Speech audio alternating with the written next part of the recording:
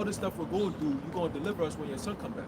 So if you end up in a FEMA camp, or you end up in some type of, a tough place, or in some type of strait, right? You got to keep the faith that, oh, YAHAWASHI is going to deliver me, right? It's not for no reason. I'm not here because the Lord want to put me here to be destroyed, right? You might get tortured, whatever it is, but guess what? Maybe the Lord might put a spirit on you to show strength for some in life who might be in there. Somebody might see you, they might hear something you said. You might be standing there, you might be praying to yourself, and somebody might hear you and be like, YAHAWASHI, oh shit, yo, you said what? Oh wow, that's the spirit. Hey, you said something about this. I remember you. Hebrew Israelite, right? Yo, I believe the same thing. I don't know how we end up here, but I've been telling my family, yo, this is gonna happen. I used to watch your videos. Yo, I used to watch your videos, you know? And the Lord, that might boost your spirit. And be like, oh shit, I'm not in here alone, Lord. Hey, I got somebody who's here. You know what? Let me help you out. Sometimes you might be in a very low state, but when you see a brother or a sister or somebody who's with you, who's in a lower state, it gives you more strength to help them out. You forget all about the weakness that you're going through, because you're like, yo, I got to muster up some strength to help this person out. You see, and that could just help both of y'all. Hey, the scriptures tell you in the book of Proverbs that 2 is better than 1, because when one falls down, the other can pick him up. You see, so it's always good to have that spirit of, you know what, I might be here alone. It might seem like I'm alone, but I'm not alone as long as YAHAWASHI is alive. And that's an opening for me to help somebody else out. You see, so I'm here for a reason. So we got to think of it that way, and the Lord is always going to provide. You see, like something to the angel. I was about to say, you think about the story of Daniel, right? The Lord Scripture says that the things written aforetime were written for our learning, right? So the story of Daniel, you can actually look at it from the perspective of somebody that was there, right? Daniel was literally thrown into a lion's den with everybody expecting him to be eaten. But when they came back, Daniel was there just chilling. So now you have the perspective of the story from Daniel's perspective, and you have it from the third person's perspective. Daniel actually, people thought Daniel was about to just like, the next day we're just going to find his carcass is gone. He come back and was like, oh no, the Lord basically provided. He got food, right? Because we learned in the Bell and the Dragon, that he actually had an angel send a whole nother prophet to him to send him food. Yeah. And then the lions, they didn't even touch her. Yeah. So in Daniel's perspective, he actually just experienced a miracle. Right. So us being in captivity, people from the outside would be like, yo, why y'all just chilling? Y'all not even upset. Y'all not even like nothing wrong with y'all. Y'all just in prison. Y'all just chilling. Yep. I'm like, oh yeah, no, because like my brother just came out of nowhere, he gave me some food.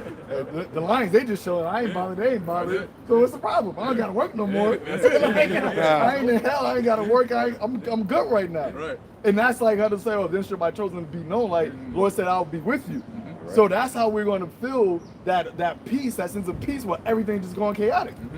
Lord willing, we be those men. And people going to see that. Some of the Lord might have, with Paul, right? Or Peter, was it? Angel came and like delivered them. Yeah. So it's like, yo, we're going to literally we read these things, but we got to actually remember the Lord's going to put us in those type of situations, and we're going to receive those same type of deliverances, those same type of spiritual divine intervention, to where we're going to literally be at peace. We're literally going to be at like, oh, hey, the Lord with me, that was good. Yep. And we're going to be serving, praising the Lord's name even more during that time. Right. Like, in the midst of a consecration camp, just imagine how hyped we'll be. Yeah. We get hyped now. When it's so small days, they call like YAHAWASHI. We get hyped now by ourselves. We have the actual like food manifest, an angel come. We see lions and they just chilling and looking at us. We're going to know that's immediately the Lord. And that name's going to be even reverenced even more. They're like, oh, who the YAHAWASHI? Why you keep saying that? Yahweh did this. YAHAWASHI did this. That name's going, that's how it's going to be like, who is this God? It is going to be amped more and more and more. So he just manifests. That's him. There you go. There you go. That's him. Because we taught the lesson, the countdown is begun. So y'all trying to turn? Until his name. That's what it is. YAHAWASHI did this. Who is that? Who is that? Oh, there you go. Them who love his appearing. Because nobody else is going to be waiting for that. It's going to be a dark day. It's going to be. It says going to be. Who shall? It said, what was you that desired the day of the Lord? What in this for you? We hoping to be delivered out of it. You know what I'm saying? So. Yeah, I believe Daniel got thrown up in there twice. The first time with Darius, and the second time with Cyrus, where he got fed by Habakkuk. Con, So yeah. here we go. You know what I'm saying? I've been here before. Hey, and I believe there's an account where Daniel actually said that the angels came and closed the mouth of the lions. That's why they didn't eat them. You know, so I'm like, oh shit. Well, we always got to remember the Lord has power over the elements And the animals. and the animals. Like you could be in a freezing cold temperature, and the Lord could just put a spirit on you where you're not even gonna be cold. What's the brother? Winter soldier, right? They be mad. This brother got a light ass sweater. He be like, yo, how the fuck are you surviving? And he just be like, hey, I'm just, hey, you know, the Lord can do that. He controls the elements. Well, like the three holy children, when you that's two perspectives, right? Because when you read the one in the book of Daniel, it tells you the external perspective, but in the prayer of Azariah, it tells you what was actually going on in the middle of the fire. Get that straight. Yeah, Get that's that. the apocrypha. Yep. Man, I bring out a quick precept real quick. This is the book of, matter of fact, I'm gonna start at 4. This book of Exodus chapter 19 verse 4. It said, "Ye have seen what I did unto the Egyptians, which were present rulers at the time, and how I bare you on eagle's wings and brought you unto myself." And then verse 5 is where it gets good. "Now therefore, if you will obey my voice indeed and keep my covenant, then ye shall be a peculiar treasure unto me above all people." And that's the point. For all the earth is mine.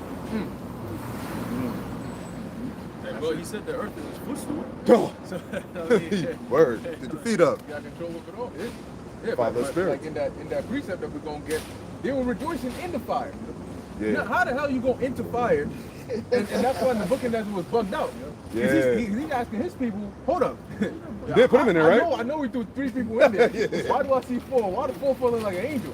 And then when they came out, it said, you look, when they came out, if you weren't there, you wouldn't believe they got thrown in fire.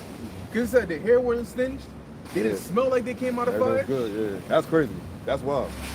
So They the said the angels fire was airbended. so hot that the flames that put them in Killed there. them. Killed them. Yep. It When they killed them. opened that Yep. thing up. Yeah.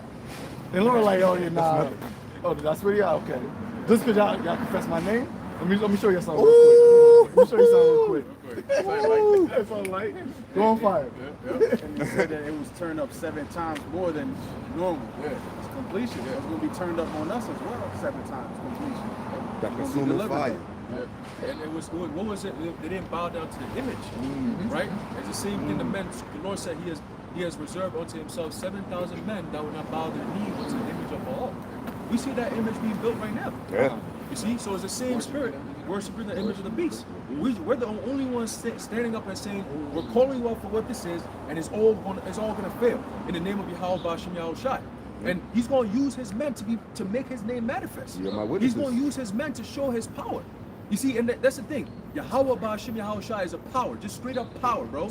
And you got to understand that. But see, the world doesn't understand that. They don't get that. Yo, and the name of the Lord is so insignificant right now. Because look at what we're doing. We're actually literally making ourselves fools. We're on the street corner, just like in a corner, and he's talking about Yahweh, Yahweh, Yahweh. Like No one Yahweh. cares. No one cares. No No one cares.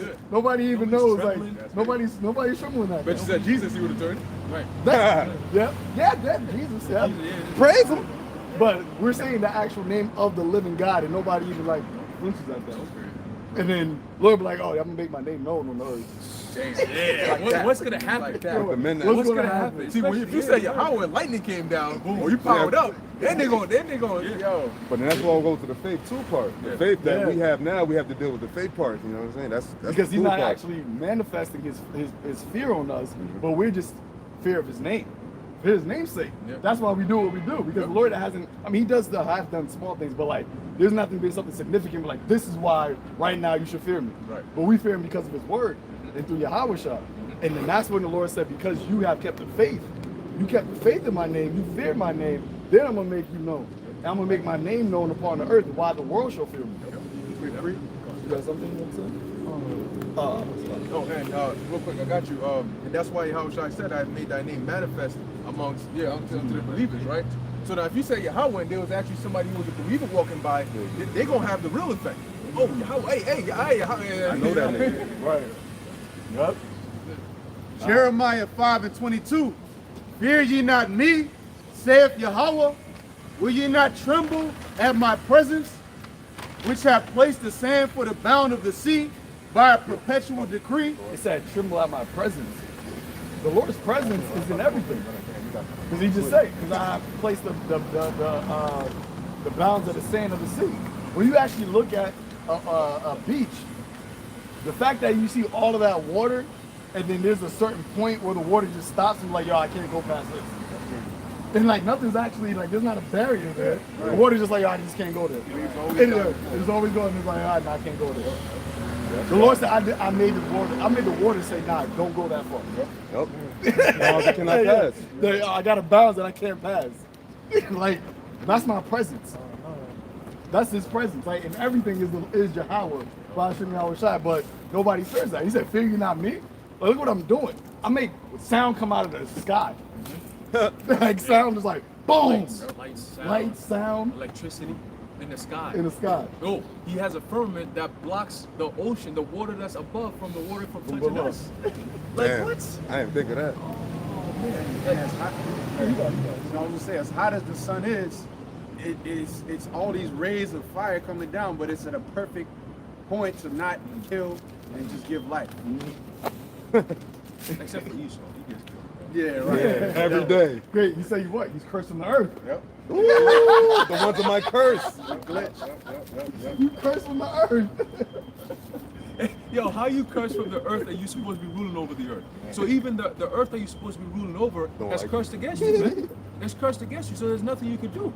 Like it tells you in the book of Job, I believe the 14th chapter, the Lord said he's created the bounds that he cannot pass. That means your rulership is for a limited time. Your power is for a limited amount.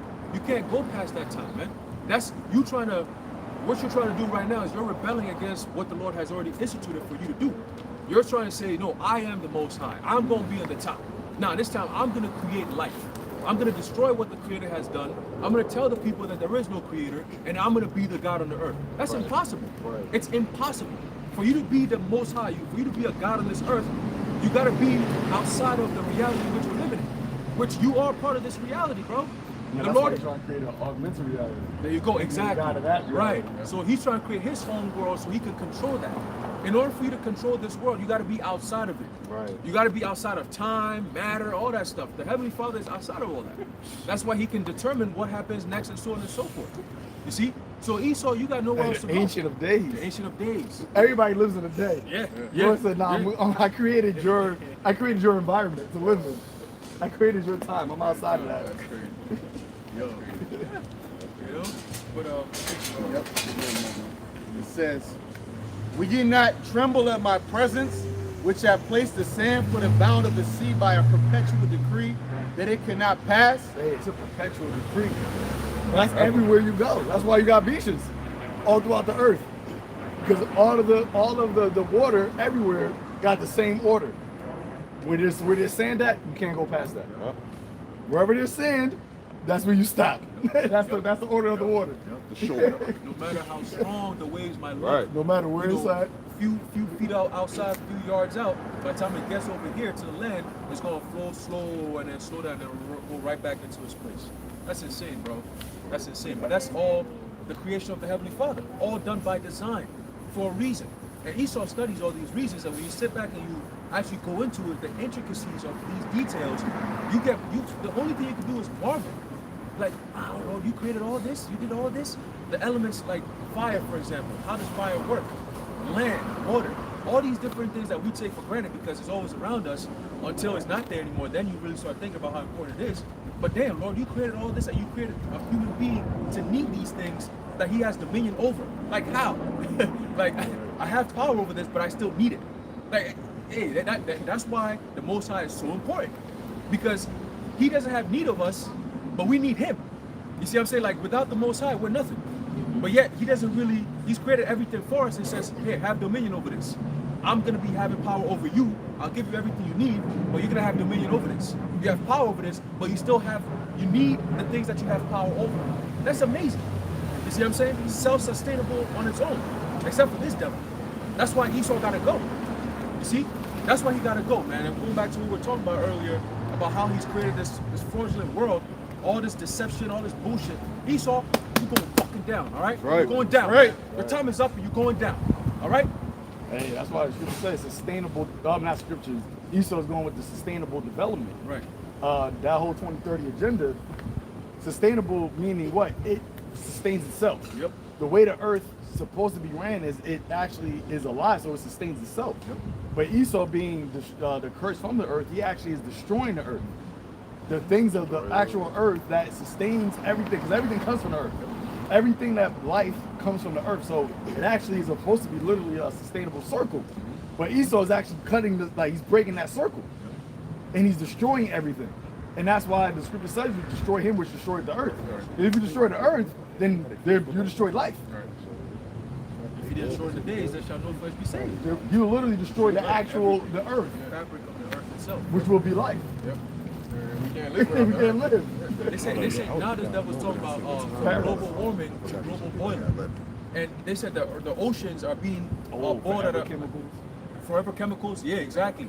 They got the oceans boiling up now. They're getting hotter than they've ever been before. I'm like, yo, you're gonna kill all the eco life. Tell me, hold on. The earth been on since Adam, all the way up until this nigga came up into power. Within this span of Nobody less than put the earth 1,000 years, all of a sudden the earth is in global boiling. You done fucked up like, Bruh. you done fucked up that bad in this short amount of time. That's crazy. You got forever. No, forever is a long time. You don't even know forever, nigga. You're like, we're gonna fucking shut up in your kingdom. Like that's the pride of him. That's how you know, like, the way that we gotta renew the earth is going to have to be from the divine. Yeah. Because Esau is saying, like, if anybody controlled the earth the way we did, they got to the height and power, they forever fucked it up. To where no technology here can ever fix what we did. There's no technology, no power can fix the shit that we did to the earth. And that's why the Lord said, like, yo, I'm gonna have to literally I have to cleanse it, bring the fire, heavenly fire, cleanse it, and then I'm gonna have to have a divine order on the earth in order to fix this shit, man. They say they got the space debris. Yeah. Nigga, Yeah. first of all, the waters, you fucked up the actual waters on the earth. You gonna fuck up the waters in the heaven. You gonna fuck up the waters in the heaven? You know waters, you need water to live, nigga.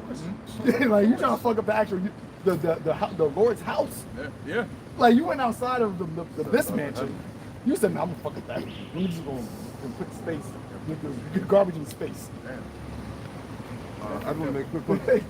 If I may make a quick point, I seen this video on social media. This lady, she took rainwater. It was raining. She took the rainwater and then she put tap water. She had equal cups. She put she let it rain, fill up that cup, and she put tap water in the other cup. And she put some kind of device. I don't know what that shit was. I don't want to say it's a filter or whatever, but she put it in the rainwater and she put it in the tap water. And I forget how much time went by, but over the time, it was just like mad, weird looking shit in the tap water, yo. It looked disgusting. Disgusting, like, yo, disgusting. And everybody like commented, yo, this shit looks crazy. Like, I'm talking about, it was multicolored, it was lumpy, it was this, it was that, it was like some weird shit. I'm sure brother did that shit, cause like that shit really, like, cause you know, there's a thing about tap water, like that's a major thing that's killing Jake. You know, that was the thing, like, you ain't care for no water, you gotta drink tap water. And this guy, Eric Adams, talking about drink your tap water. Yeah. He's wild. Yo, but you know it's the spirit, right? Because the rainwater didn't look like the tap water. Nah, it would stay clear. So more than, like, I mean, obviously Esau claims he has like filtration systems for the tap water, but if you really think about it, the Lord got a natural filtration system because what they call the water cycle or whatever, where it goes through evaporation, you got runoff or whatever, then evaporation, and then it forms in the clouds, and then it comes back down again, right? So that's a natural filtration, you know, because that evaporation that goes up when the water comes back down, you know, liquid evaporates. So you have urine, you have all of these things, but yet when it comes down as rainwater, it's still clean. Ooh, and that's why he's putting the fucking barium aluminum Your chemtrails and stuff. all. He's putting that in the sky to fuck up the waters. Yeah. That's why when it rains, Yo, you have this guy's clear, crazy. you know, smell. Like whenever it rains, because the water purifies the land. Yeah, ozone gets released. Ozone relief, exactly. You know, especially when you wake up in the morning and you go to like a mountainous area, you get the purest form of oxygen. Why? Because overnight, what happens is during the daytime you have all this energy, all this people, carbon dioxide, everything that goes on, and of course there's sunlight. So at night, the trees they've taken up all the sunlight, and they've soaked up the water and all the carbon and everything. So overnight they're processing it. So during the morning, the sun comes up again, they start releasing these things. So in the morning you get that fresh breeze, and then later on the sun starts beaming up and it starts getting warmer and warmer, the air quality drops. You see, but in the morning time is when you get the purest form of air quality. And I was like, yo, I was kind of like observing it, not really studying too much, but just observing how things really are. And I did it for like a month. And I was, checking when it rained, go outside after the morning, see how it is, and so on and so forth. And you can notice the difference. You feel the fresh air. Your body changes. You feel the difference. And then when you go down, the air gets a little cooler. When you go down towards the inner cities where there's more people, it's more densely populated, there's less trees, you can feel the air quality changing, man. So you got a lot more carbon dioxide surrounding people, and they got to live off of that. All these people here, that's why there's so much sicknesses down here. You couple that with the food, the medication, all this poison and all that, the water like you mentioned, it's straight up death, man. And that's what they're pushing on you so-called jinx. You know what I'm saying? So we need an ethnic cleansing. You have to have an ethnic cleansing. Because like the elder was saying, they're spraying chemtrails in the heavens, is affecting the clouds. When it rains down, it's all poisons. You see what I'm saying? Nowadays, when it rains, I put on a hoodie so it doesn't touch my skin. Because it seeps into your pores and it causes all these cancer and all these different things, man, over time. You see? Chemicals, metals, and so on and so forth. You got to detox from all this shit. What the fuck kind of life is this, man? That's why you have a lot of children that's growing up with a lot of ailments now. Autism. Like even their bone structure is not even like as dense. I was just talking coming up here. I was like, even like my son, because the way our generation was the last generation we were saying that was actually out and playing and like parks and shit. You don't really see kids doing that no more. And I was talking with my son, I would like race him, right? You would think like somebody that's younger, they would have more energy. I would race, we would run outside and race, and he'll keep running, and then he'll get tired to the point where you have to like actually sit down on the floor. Like, I need water. I'm like, yo, you 9 years old. It's like, I need water. I'm like, why? Like, why is this happening? It's because the way that society life is, and like the actual the earth. Because remember, we talking about the earth is being destroyed. We come from the earth, so like the actual humans are becoming weaker. Like children are becoming weaker. Their bodies, their immunizations are all becoming weaker through the way that Esau is building society. And on top of that, he's putting all this death in the air and in the food and the water. So actual humans are not as strong as they were even now. We're seeing it. Like even from our generation till the next generation, it's like, yo, y'all just mad frail. Like even these little young kids, they just mad that nobody really got like muscle like meat on your bones. Like y'all have been little skater, little punks, like mad skinny and shit. Lanky and all that. They're lanky. Like you don't got no real like meat. Like how you gonna defend yourself or anybody? Right. I got a precept for you. This is Isaiah 40 and 30. It says, even the youths shall faint and be weary, and the young men shall utterly fall. There you go. Oh shit. Yeah, like that's literal, man. Like these little kids, man. They're like but it's not like I said. It's the actual because it's the way that Esau is conditioned to earth. Like kids don't want to go outside and play. Everybody just tapped onto technology. They don't want to interact socially, and like the actual things that they're eating isn't nutrients to their bodies, so they're actually a little malnutritious. They're malnutritious without actually looking like they're malnutritious. They're malnourished. Malnourished. There you go. They're malnourished. And that's why the scripture says, menstruous women shall bring forth monsters. That's why you have a lot of these deformities with these children nowadays. Because of number one, the things that they're putting into their bodies. First off, when a woman is pregnant and she has a child, there are specific things that she should and should not do. But in today's society, that goes all out the window. They eating McDonald's, they smoking, some of them doing drugs, drinking. all of these different things. How do you think that's going to affect the child? The child is directly connected to you. Taking the juice. Taking the juice, yep. I have a testimony of those two things y'all just mentioned. I drive this lady every day, and she said her mother was pregnant with her. When her mother was pregnant with her, the whole time she drank alcohol every day, and she still drinks every day to this day. And then before she told me that, I was like, yo, this bitch is like always like bugging. And she's like really bugging. Now, initially it was a demon, ultimately, but it's like, yo, it's got to be an explanation as far as the flesh. So when she told me, she's like, yeah, my mother was pregnant. When my mother was pregnant with me, she drunk every day. I was like, yo, that's why you always acting like you're drunk. Because like you said, if your mother was pregnant with you and she's stuffing down wine every day, what is that? That's the umbilical cord going right to your brain. And she said when she was born, that it was so much blood from her that wasn't supposed to be there. Like the blood, it was like, too much blood. That was like, yo, because that's just probably all that garbage she was eating. Or she was drinking.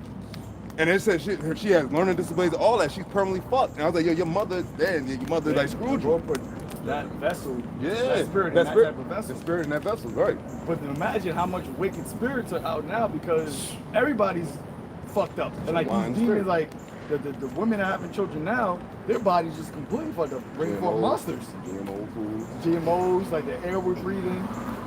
So it's like, that's why you got so much wickedness on the earth because nobody's actually living according to the law slacked. The flesh is fucked up. I know you said, yeah, precept. Here's the book of 2nd Ezra, chapter 14, and verse 17. It says, it says, for look how much the world shall be weaker through age, so much more shall evils increase upon them that dwell therein. So going back to the point that brothers is making, you know what I'm saying, and also too, it's the philosophies, right? The philosophies are also making people weaker because I remember even at our age, you had a philosophy of being a young man. You had to be strong. You had to find out what are things that will make you stronger. That's just what it was: mental strength, physical strength, spiritual strength, all these different things. You take herbs to keep you up and so on and so forth. Now, people don't even think of these things. Weakness has become the norm. Being weak, being sensitive, being effeminate is like a thing that everybody wants to be.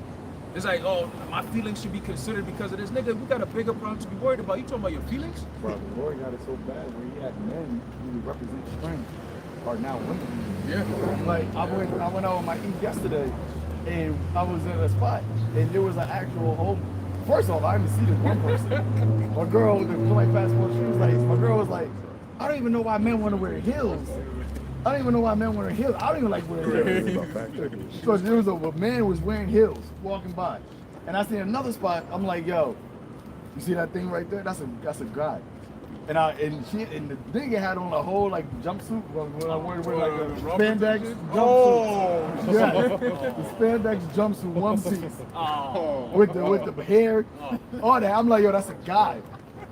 I'm like, yo, this is like, but this is normal.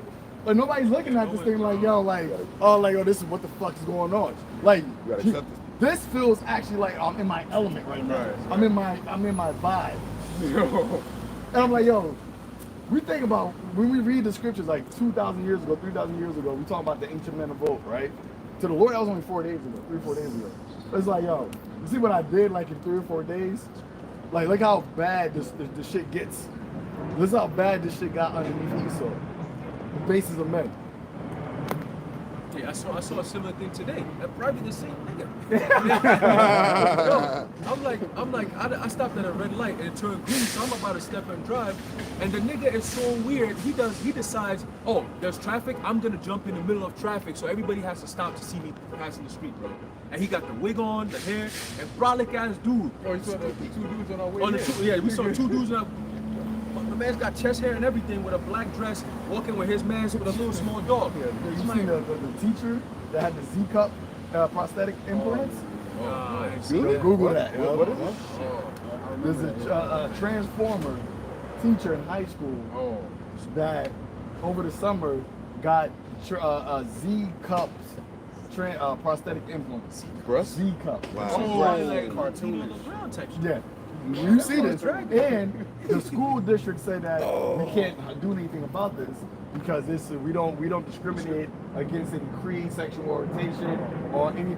Yo, the nigga's nipples, whatever you want to call it, is literally protruding out. Like it's like 3D, like that shit come out. And this is what's teaching the children. They spawning demons out here now. This is what's teaching the children. What the fuck? That's wild. That's a man. That's Yeah. male, yeah, I seen that. There was a big controversy, and then he still had to let him teach. And he still gotta let them teach. So this is what's actually teaching teaching children now. This is what society is becoming in this age. It's like, yo, you wanna bring children into this? So now you think about, all right, well, the elect men, some men do got children, and I'm more fearful. That's why the Lord said, like, woe to you that kind of child. I'm more fearful of my child than like a brother that don't got children. Like, yo, because like having children is supposed to be a blessing. Right. So brothers do get the feeling like, yo, man, I don't got no seed. But then you look at the earth and you're like, I don't want to bring no seed. I feel more blessed not having children here than to have children here.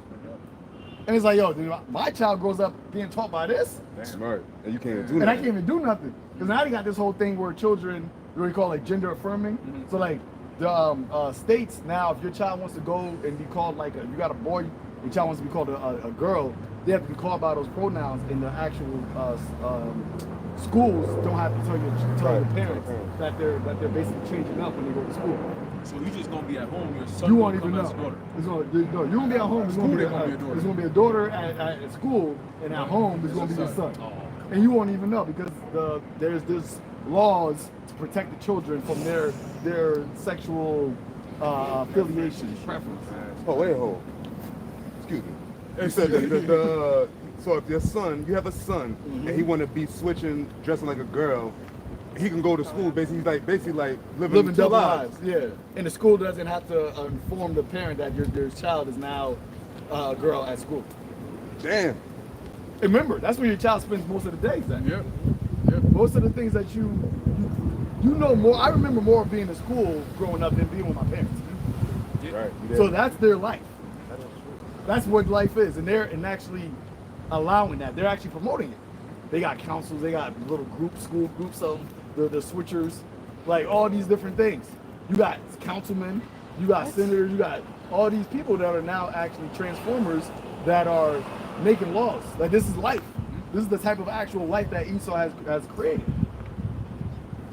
This is why this has to be the last generation. This is it. That's why they call them Gen Z, and then the next generation after they call them Gen Alpha. I've been hearing this shit. I'm like, Gen Alpha where? Gen Alpha where? You gonna I take think it was this? Alpha Zeta. Alpha I think Zeta? they combined it. The beginning and ending. This nigga is a devil. And he goes, what? He said, I should be your this is salvation. He puts himself up as saving the earth. Remember, that's what the whole reset is all about. So he's saving the earth by creating this, and he's calling it the beginning and ending. This is it. This is it. Things are according to you guys. Oh yeah, I was just gonna say, and the wicked thing about Esau is now they're making the process of homeschooling your children even harder with the paperwork, and now you have to designate a certain area of your home to like as basically like as a school. You know, a lot of Jake, we coming up poor, you little ass apartment. You know what I'm You saying? just So be in the kitchen on the table. That's where you did your work at. Yeah. But that's all done by design because they want to take away the supervision of the parents. Right. You know, and I remember this back in like 2015. They were saying it that very soon the government is going to be watching over your kids. When does he started that? When this word actually spread out. That's when he's actually like, yo, nah, I don't know. We can't to go on defense. Because what are we going to teach our kids? Like, I was telling my brothers, like, yo, if my son was with me all the time, he wouldn't even know what a Christmas is. He wouldn't even know what a thing's like. None of these things. He wouldn't know what that is. And he wouldn't miss it because he never grew up that way. Only reason why he now thinks about it because he grew up in that type of environment. So it's like the Lord has it where the actual truth is out, and then now we can't actually teach it unto our children, which is in the law. You're supposed to the rising up to the sun, to going down, write it on the doorpost. Like you're supposed to actually have conversations about YAHAWASHI with your children. And like, no, you gotta actually sit there and teach them, but eventually they're a sponge. So that's what they're just gonna know. Oh, like YAHAWASHI. Like, remember, we grew up as knowing Jesus because that's what we grew up with. So imagine our children's growing up, oh, Yahweh, yeah, another Heavenly Father, Yahweh. Yep. Oh, yeah, Yahweh's my father. Like, that's it. They just know that the Lord is just normal to them. But he's not like, oh, so that we start passing that information down, that'll be problematic to Esau. So he created this whole shit where, no, you can't even be in life where you can't be around your children. I'm gonna make life so hard that you gotta actually bring your children to our institutions, and then we're gonna teach them the worst of the worst. Right. During their most formative years. Sponges. Where they could be sponges. They learn everything. You got kids now, you got this 5-year-old talking about he lets his mom paint his fingernails and his toenails. You know?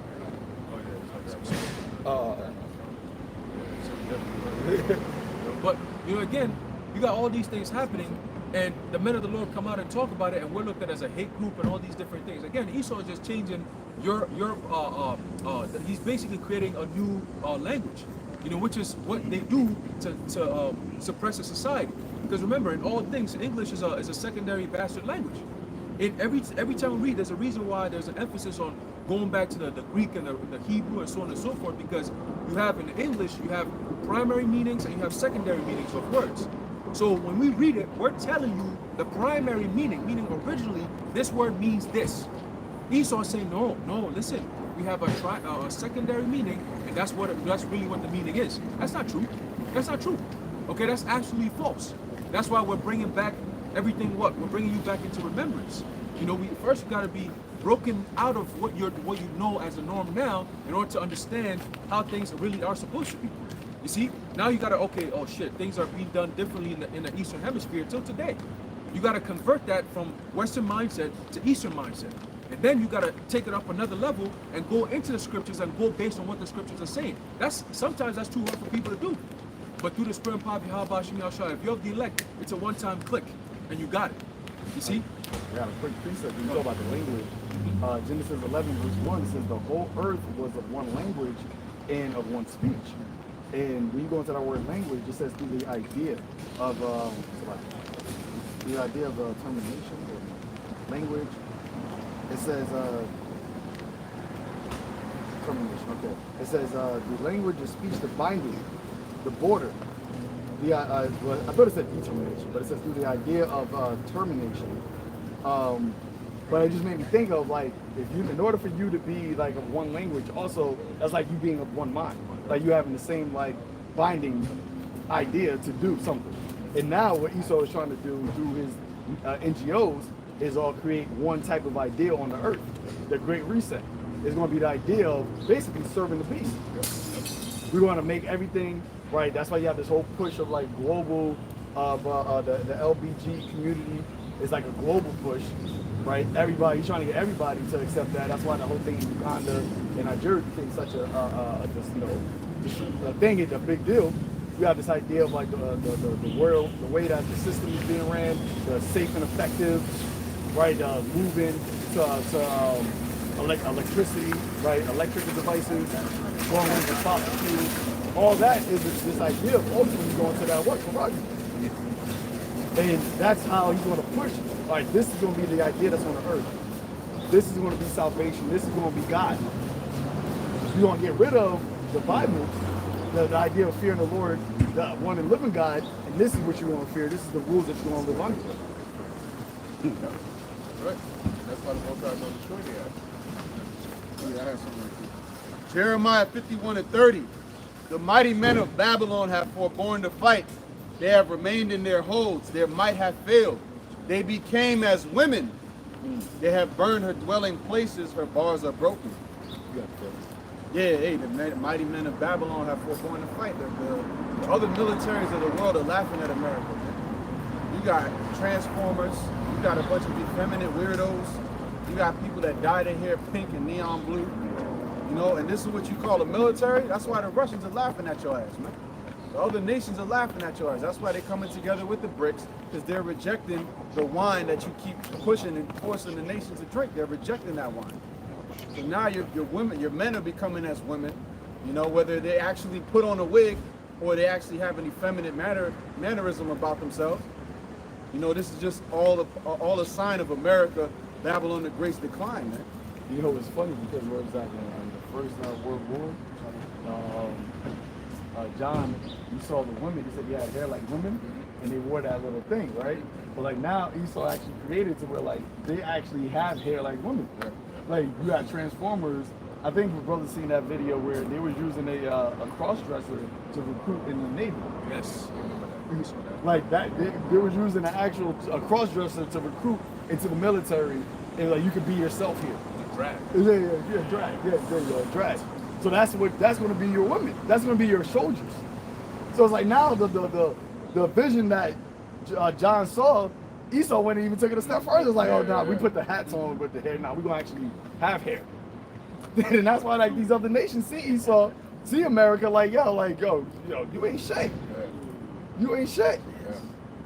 Yeah. Even back as like the Romans, for example, they also had something similar. But theirs at least look men, like the Spartans, they would have the thing on the top. Mm-hmm. But they look like men going to war. This thing came back and just revolutionized the game. Yo, that's something else I was thinking about.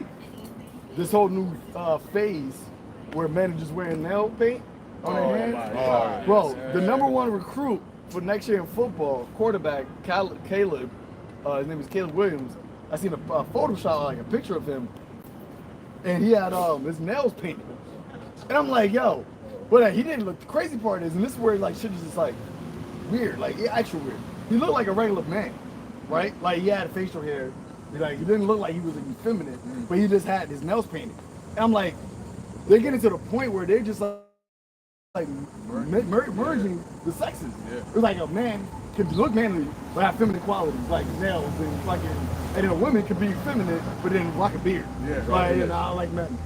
Like That's that's voice. Right. And that's it was the deep, yeah. Like the sexy reds, like that's a Oh, nigga. yeah, So yeah, Kyle, yeah, that's a nigga. Yeah, she got that. Masculine. Yeah, that's a nigga. Definitely, yeah. But like people look at that like, oh, that's a sexy girl. Oh, she really a nigga? That's a, she's not really a nigga, she a nigga. Oh. Like, I didn't know shit. but I'm even about if to she's say. not actual female, but I'm saying, let's say male, but let's say she's actually a female. That's a nigga. Like that's what a nigga That's a would look like. masculine female. Yeah, like, that's what a nigga would look like. You talking about my pussy paint? Oh, Oh, God, bro. you got one? I just found out Lady Gaga's a nigga. I just found that shit about. Yeah, Lady Gaga's a dude, bro. Like it's been a thing since '09 when that nigga came out. It's been a thing. Yeah. But see, but that goes to show you that they're bringing out the God that they worship, which is the Baphomet. Baphomet is an androgynous spirit. That's where you get all this concept of gender neutral, gender fluid, all that bullshit, man. That's all. That's why they're teaching that to the kids. And guess what? You say male and female created them. Exactly. And then this guy is like gender fluid. I am God, and there's nothing else. Yeah. You know, and then these athletes, you know, what's happening is they push these things on them to push to the youth. Because the youth are watching these things and they make it seem like it's a fashion statement. Right. You know, like, oh, you know, if you, like LeBron James got a purse like a female, and you get up and hold that purse like a female with his hands slanted, wrist, and broke wrist nigga walking around like, yeah, like a brat, like a female that you just said something she don't like, so now she mad.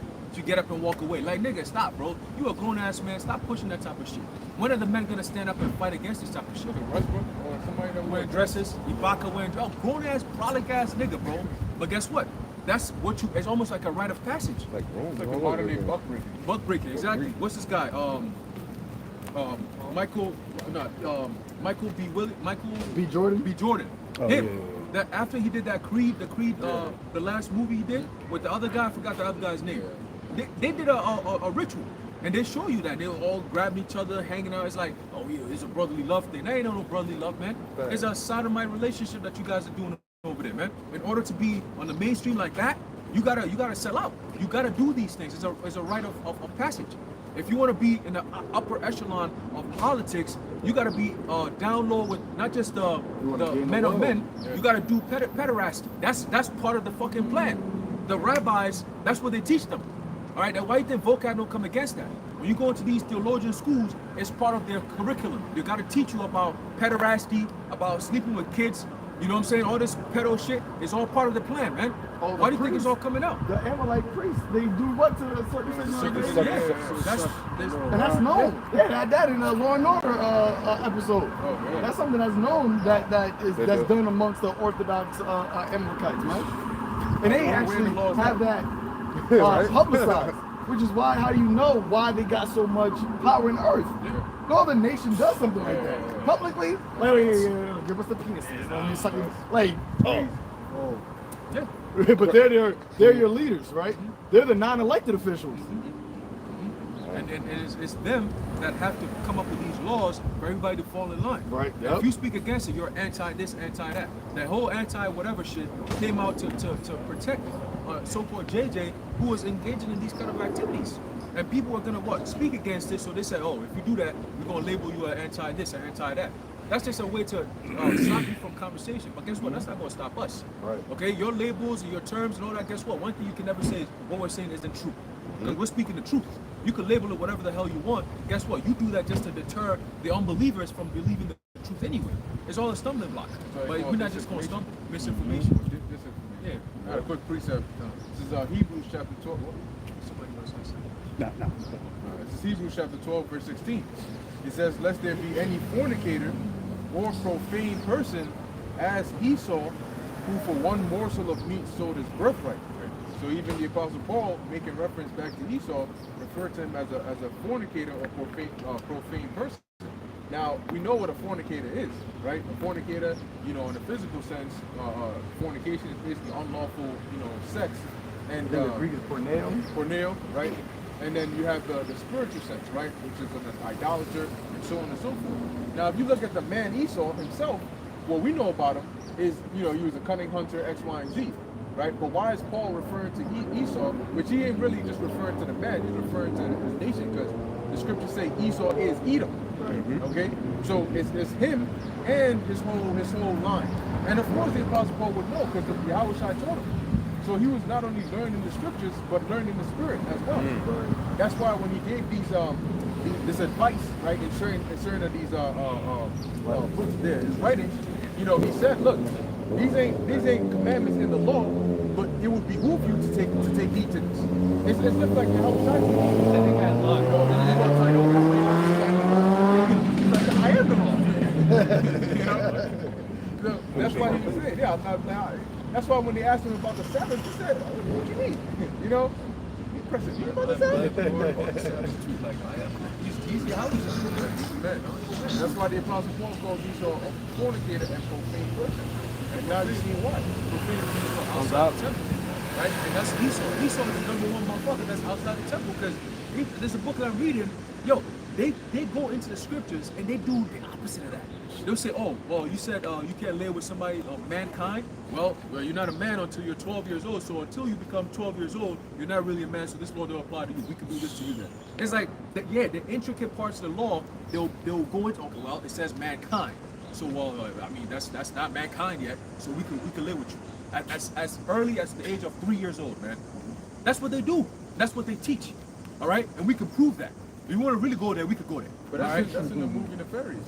The demon was basically he was speaking like in the sense of Esau, that this is they do things that are against him, you know, right. And in order to do that, they come after the people, you know, to try and anger him or try and get back at him, you know, like you were saying. But it says he was without the temple. Now you know what happened the last time an Edomite trying to run up in that temple.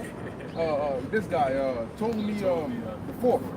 He tried to run up in that temple. Most High struck his ass with some seizure like symptom. Yeah, they carried this nigga out. And now he got mad and started persecuting the Israelites up there in Egypt. You know? But it goes to show you, this guy, like Biden. You know, this. But you know what? At the end of the day, as much as we hate Esau, we really glorify the Lord every time we speak about the despicable aspect of this devil. Because it just goes to show you how magnificent the Lord is to be able to create. When he said that this guy is the wicked, this is why he said he's the wicked. Because he made him to be the wicked. So it goes to show you the extent of the power of the Lord. So really, we ain't even crediting Esau, we crediting the Lord. Saying, damn, Lord, I mean, you made this guy the worst of the worst. You know, Satan even looks at this guy like, damn, you a demon, nigga. I mean, I was made to be the king of the left-hand side, but you was a demon, nigga. Because Satan is in order with YAHAWASHI. Esau goes against the order of YAHAWASHI. So Satan is technically, he was made to go against YAHAWASHI. But even that's a scary thing. Like, nigga, you were created to go against the creator himself? That's a, wow. You see? That's why you got that kind of pride. That's why the Lord's so bad. You got it. But he was so bad that he created Satan to literally go against his order on the left-hand side, but it's his order. But he gave Satan immortality. So he's like, I'm not gonna kill you, but you're like your sons, like your children. These niggas that's gonna afflict my sons, I'm gonna kill them niggas. That's why he's like, yo, Esau, like, you're hated. Like, even Satan is adverse, but like he's not even hated because like he will still be. He's an angel, but it's like Esau, your actual like your legacy will be gone. They're like it's gonna be gone. That's like the Lord showing like I actually hate you. You're out of existence. You know it's crazy, right? It's like if you really think about like what's really the purpose of all this, it's really for the amusement of YAHAWASHI. It's for His pleasure, because tells you that in Revelation 4 and 11, water. But if you sit back and ask yourself, what's the purpose of all of this? It's because the Most High said, I wanted to create the wicked, I wanted to create the righteous, and I wanted this to happen. And then after that, I'm going to take you out to the kingdom and have a good old time. You're like, damn. That's crazy. Who can resist my will? Who can resist his will? That's scary, man. Revelation 4, verse 10.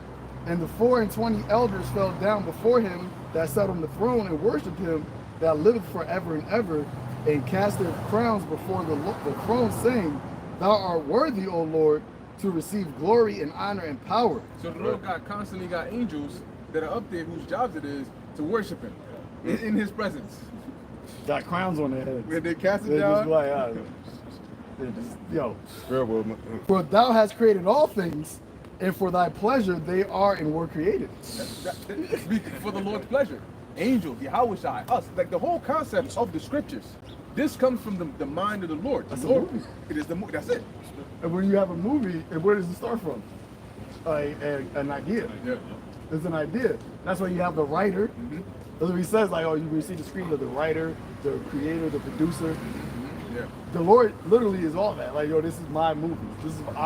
Life is actually a idea of the Lord. Life is an idea of the Lord. Isn't it said that Yahawashi said, I'm the author and finisher of your faith. Right. So like, Okay, finish it. Yeah. author and finisher of your faith. So like that is all directly from Yahawashi Shah. All of what we have, the mindset, your thoughts. Because you gotta think about, yo, what gives you a thought? I remember I asked my earth father, like, yo, so what gives you a thought? He said some bullshit, but it's like, yo, no, what gives you a thought? Like, you have a thought in your mind. The Lord said, I work on the minds of the kings. Right. What do you think about the regular peons of people? Everything is the Lord. The Lord said all the earth is mine. All substance, all matter, all material comes from him, heaven, one creator. The Lord said there's no other God. Everything aligns with the scripture. The time of Noah, nobody has history prior to that. There was no man. He killed everyone.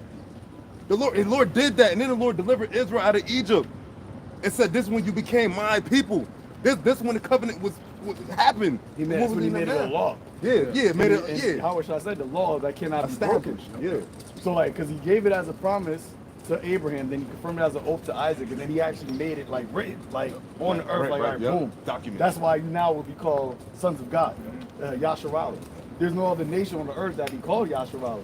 So now I'm gonna actually make it a law where I'm gonna show all this creation who I am, and I'm gonna do it through y'all. And that's actually the love of God. Then I just said, man, beloved, what manner of love the Lord, the Father has bestowed upon us. Like, out of all this creation, we're like, you know what? I'm gonna actually make my seed. I'm gonna make my image. I'm gonna show the idea of what I've created. All this, everything I got breath. I'm gonna show myself through you to everything else. That's how they want to know that there is a God. It's like selecting a main character. Yeah. I got the precept. That you are called for. 1 John 3:1. Behold, what manner of love the Father hath bestowed upon us, that we should be called the sons of God. Now you got to think about that. What manner of love?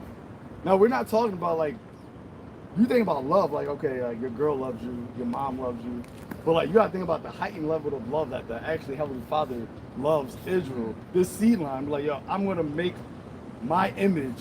I'm gonna show myself through these people, through this seed. Out of all the seeds, all the creation that I'm created, you're going to know, existence is going to know that there's a God because of what I'm going to do for you guys. Hey, that goes to show you the kind of love YAHAWASHI has for Israel. Because remember, just like the Heavenly Father, he made us in his image and likeness. A man's love is what? It's sacrificial. And a woman's love is what? It's circumstantial. Right? A man's love is sacrificial. YAHAWASHI was that sacrifice of love for the Israelites. Like, I'm gonna sacrifice my beloved son because of how much love I have for you. And that's how we are. As men, you sacrifice the clothes on your back for your child or for your woman or whatever. But for a woman, her love is circumstantial. Once the feeling you giving her stops, she stops loving you and she moves on. And it's like you could sit there, cry, try to reason, she doesn't care because that feeling is gone. But for a man, that feeling doesn't go. As long as you love something, you sacrifice for that thing. That's just how we're built. Same way with the Heavenly Father. So we are made in the image of our Father. So when it comes to sacrificing for something you love, we get it. Because he made us as he is. You see, and we saw the sacrifice that Yahawashi went through, putting his life on the line. That's how much love he has for his brother. That's why he said, there's no greater love, I think. I got precept. Right. There's no greater love than to put your life on the line for your brother. You see, that's what you got. John 15, and I'm going to start at 12. This is my commandment, that ye love one another as I have loved you. Greater love hath no man than this, that a man lay down his life for his friends. Ye are my friends, if ye do whatsoever I command you. go. You got to think about it, because people love saying John 3:16, right? They said, for God so loved the world, right? That he gave his only begotten. So when you think about, this is actually YAHAWASHI, that's why John said it, behold the Lamb of God, right? Like, remember, what does Yahweh love the most? Purity, righteousness, and completeness. Everything like be holy, for I am holy, right? So when you think about what is the most holiest thing, something that has never committed a sin on the earth, because remember, all flesh is subject to sin. So the most separated thing from that would be the most unblemished human, which was YAHAWASHI. He created the Lord said, I love you so much that this perfect thing, I'm going to kill it for you. I'm going to get rid of the most perfect thing for you, just so that you can be brought back to me. This is the only thing on the earth that actually represented Yahweh. Remember, perfect. I come to do my Father's will. The only thing that actually was created on the earth that actually represented Yahweh. By the image, me and my Father are one. The Lord said, I'm going to actually kill this for you. Damn. And bring it so you can be brought back to me. By the worst, by this devil. By the thing I hate. I'm going to kill this for you. I'm going to kill this lamb for you to bring you back to me. That's the love that the Most High has for Israel. And that's what these heathens, that's what Esau don't want us to remember. That is the actual good news. That the actual God of life loves us. And he's going to bring us back and to be his God again. We should be his people. And then what? And then what? What was that, Romans the 8th chapter, 24, you get that? Where he said that he gave up his son, and how much freely shall he give unto us? You got to think about, like, this is God's son. How many of us, I got a son, and I can't even lie and say, like, yo, I'll sacrifice my son for you. Like, I love y'all, but I can't really think about that, yeah, I'll kill my son for you. Right. Especially if you wrong me.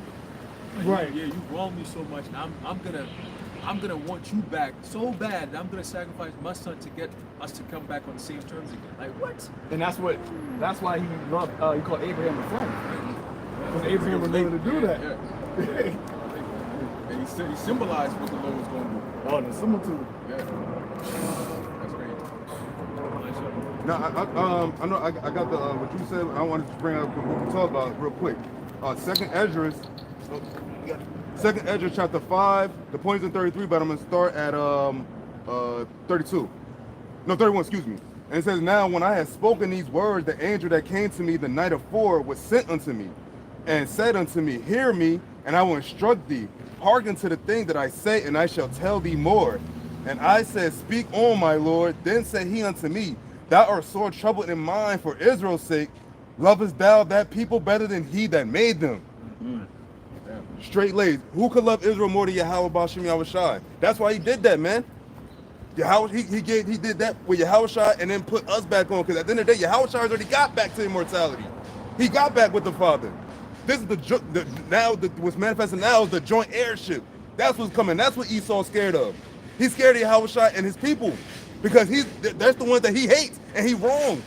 When the Lord was on the scene, he never really talked about Esau like that. That's when he coming now to get the action. It's the actions. Everybody talk about active in New York. They say he set motion. Well, YAHAWASHI is setting the motion. Yeah, well, YAHAWASHI is setting the motion, straight up. And he said, who could love him more than that made them, man? That's plain. But I'll have what you asked for, brother. Oh, you got it? Yeah, it's Romans 8, right? Yeah, 24. You got it? Okay. This is the book of Romans, chapter 8, verse 24.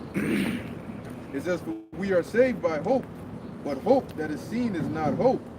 For what a man seeth, what or why doth he yet hope for? That's right. Hey, and when you read about faith, that's what the Lord required. That's what the Lord ultimately required of Israel, is to believe. Believe on him, believe on his name. Just the name of the Lord alone should cause you to move. That's how dreadful, that's how powerful he is, that when people say, oh, your name preceded you. Like, that's how the Lord, like, this, Lord is supposed to be the definition of my name preceding me. That's how much his power is. That his glory is just in his name. Hallowed be thy name. Real quick, just stand right here. So keep going. And that's what we hope on, right? That's where our hope is on, that the name, the Yahawah, Ba'ashem YAHAWASHI, will deliver us. We don't have any, like, I think Peter said, if you loved him and have not yet seen him. We don't even know what he's going to appear like. We don't even know what he's going to look like. How are you going to save us? Like, what are you going to look like? We can't even say, like, okay, your chariot going to be like this. Like, yeah, he coming like this. Or he going to look like this. Like, we got certain ideas based off of the description. But, like, we don't even know what our actual Savior looks like. We just know his name. Right. We're like, he's going to save us. We're like, trust in my name. That's the salvation. There should be no other name given among men. Because when you read the scriptures about, like, conquerors, we don't know them, but we don't know Alexander the Greek, but we know his name. Right. And that's what his name was carried on through his kingdom, through his seed. That's why in Psalms 72 it says, "What, thy name shall endure as long as the sun." The name of Yahawashi, Yahawah Ba'ashem YAHAWASHI, is going to be everlasting, because that's what's going to be from the time of the deliverance until eternity. That's what everybody's going to magnify. They're going to know, oh, it was Yahawashi that did this. He was the deliverer. He was the one that set up this kingdom. This is his kingdom. You can only imagine what it's like to have the world calling Yahawashi. Like, we're so used to having to explain anytime you talk about Yahawashi to somebody that's without. But to hear them actually say Yahawashi like it's normal, it's gonna be Wow. Yeah, it's gonna be crazy. And the beautiful thing is about the elect, starting with the elect, the whole kingdom, house of Israel, that's going to be in you. Yeah. But the other nations, they don't have to get taught that. Yep. And how do people get taught? Mainly is through what? Punishment, pain. Yeah. That's what teaches you the most. That's right. And if the Lord wants to keep his name on the earth, solidified it to where it's never removed, just imagine how much pain got to be put in the earth to the people that's going to actually know that, to where it's like, or you're going to be feared into actually teaching and knowing the name. To the point where you're going to teach that to your children. And then they're going to teach that to their children. Like, it's going to be a constant fear. That's why he said his name should be dreadful among the heathen. It's going to be dread. Like, when the heathen hear Yahawashi, that's going to be a fearful thing to them. Oh, I know what that comes with. Horns head. What? I know Yahweh. Oh, no. Don't do that, Yahweh. Oh, yeah, you're right, Yahweh. Oh, Yahawah Ba'ashem YAHAWASHI. Oh, so I don't want to know. But remember, they're still in the flesh, so they're still going to be subject to the sin. So they're going to go off, and then they're going to feel. Then we're going to be his representatives. So when they see us, they're going to see us. They're going to see the Father. Oh, you ate what? I'll be in your house too. Oh. Well. Oh. It's gonna be brutal, man. Because You go ham? Oh. The law being in the earth? you going ham? You go ham? Oh, ham is that? Ham have a ham? It's like everything, and that's where the curses should be upon you. Because remember, the curses was for us to remind us not to go off. Right. That's why I said, why should I be stricken anymore? You should revolt. You're getting cursed and scourges for amendment. But Israel just they roll. What do they say? They rolling with the punches. They actually back swimming in the punch. Like, yeah, we love this. That's why I said, you're a homeboy slave. Like, that's how far you felt. Like, you actually in love with my punishment. I just gotta kill you. I'm gonna burn you up. Because like that's how I just sick y'all out. But like for the heathens, their curse is gonna be them not being able, just like our curse on us, them not being keeping the law, them not following the ways of the Lord. But the Lord said, "What? I'm gonna give it to you double. I did this. You did this unto us in love." He said the heathens are nothing.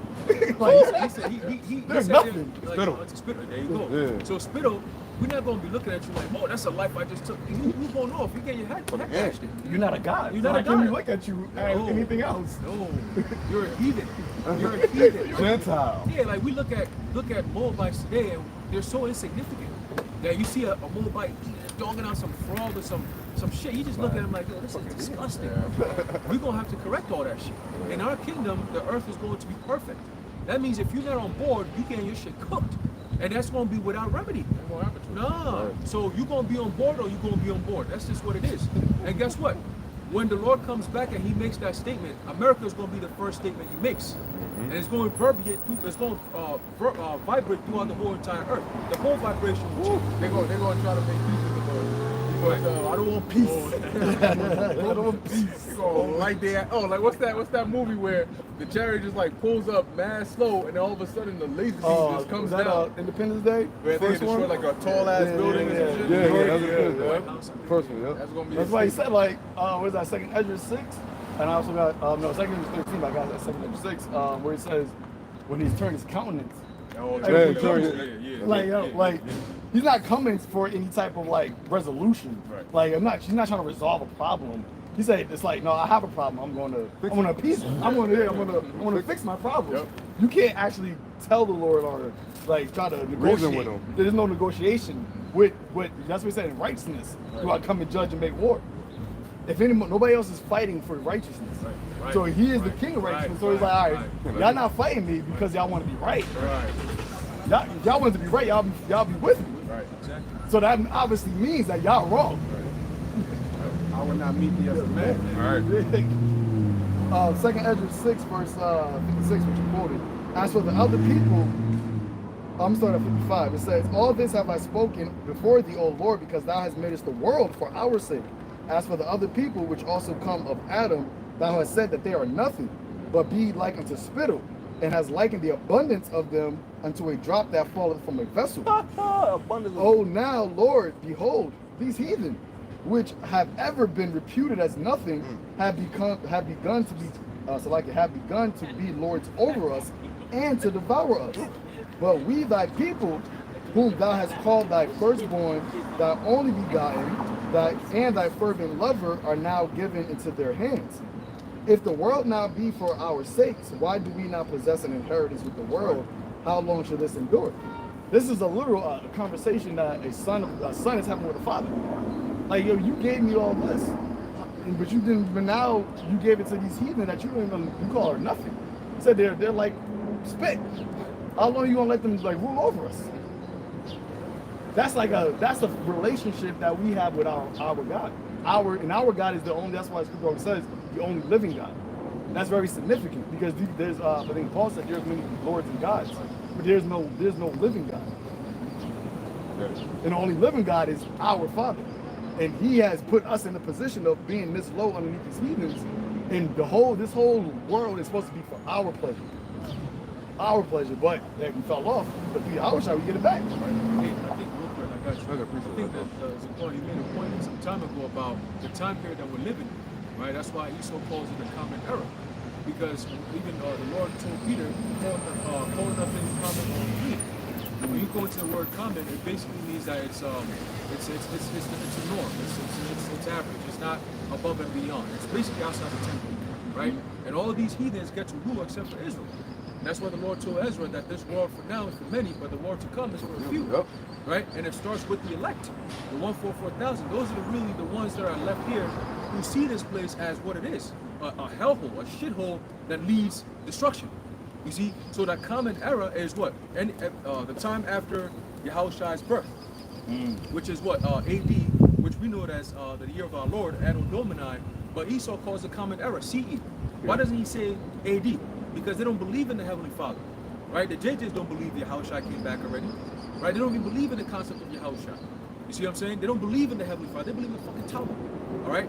But the common era means that we're in a time of or an era where all these other nations got to rule, right? You go with the Babylonians, the Assyrians, the Greeks, the Romans, the Persians, the Medes, all these different nations, the Egyptians. They all got to rule. Those are commoners, okay? But in the kingdom, the kingdom that's made for a few, we're going to be at the top. It's not going to be known as a common era. It's going to be known as the kingdom of the Lord, the kingdom of Israel. All right? What's so beautiful about that? Because life, I think we talked about this before, time is actually predicated on YAHAWASHI. Yep.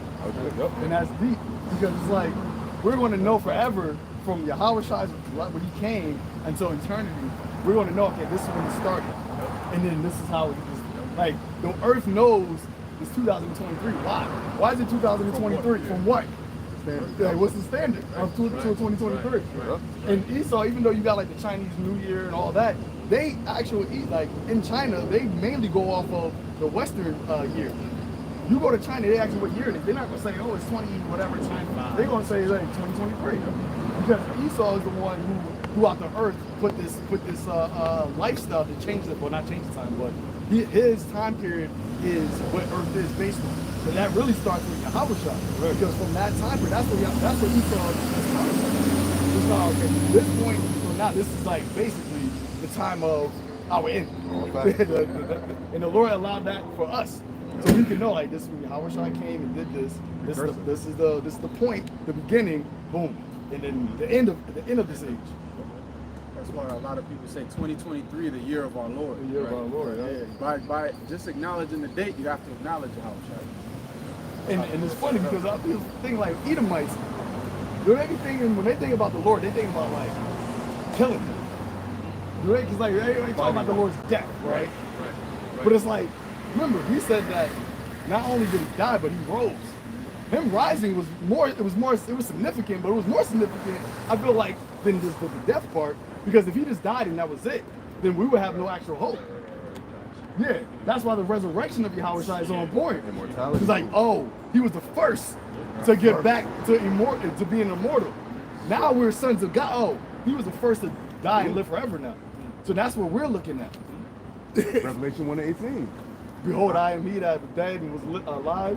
No, him that was living died, and behold, I live forevermore. I'm here that dead. I'm dead and I'm alive. Yeah, man. Amen. Amen. That's why YAHAWASHI, he defeated death because he was resurrected, came back. Yeah. And that's the actual gospel. The gospel is the resurrection of life. Got it.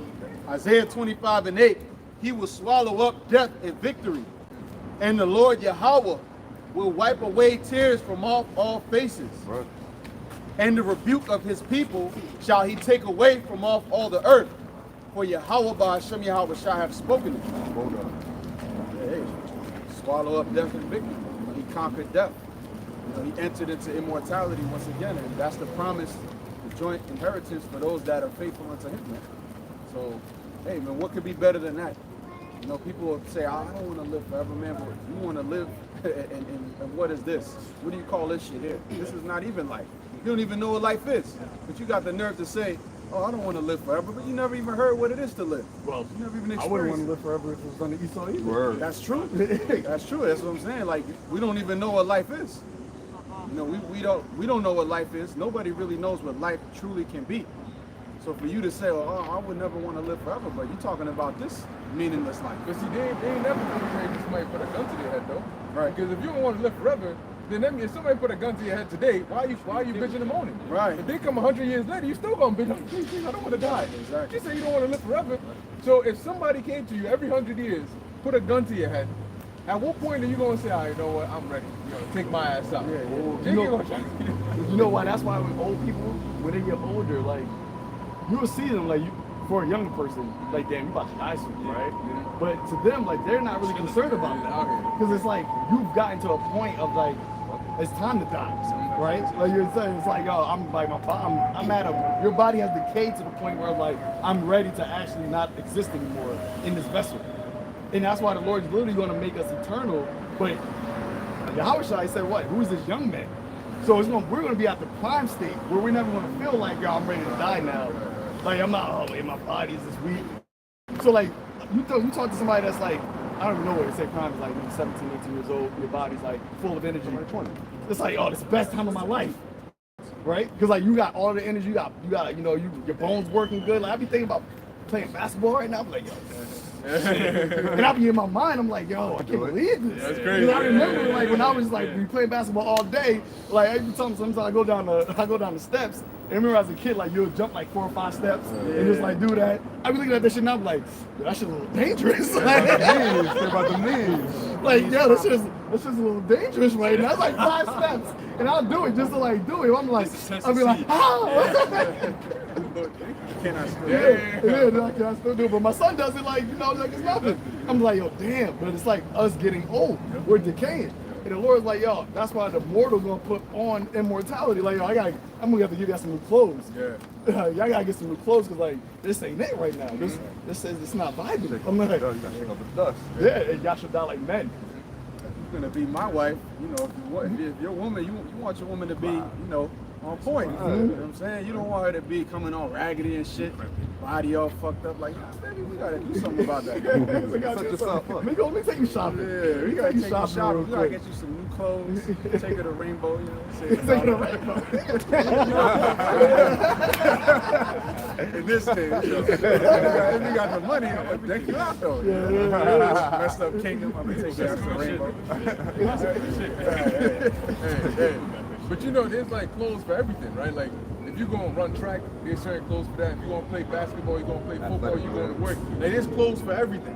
You know, so when you think of clothes for the occasion, dress for the occasion. Dress for the occasion. Like even a wedding, right? There's a way you dress. So when you think of clothes, then in the sense of a body or in a mold, and you think of what the occasion is, being the immortal kingdom, of course the Lord's gonna need to clothe us with new clothes. You know, we can't. That's like going to.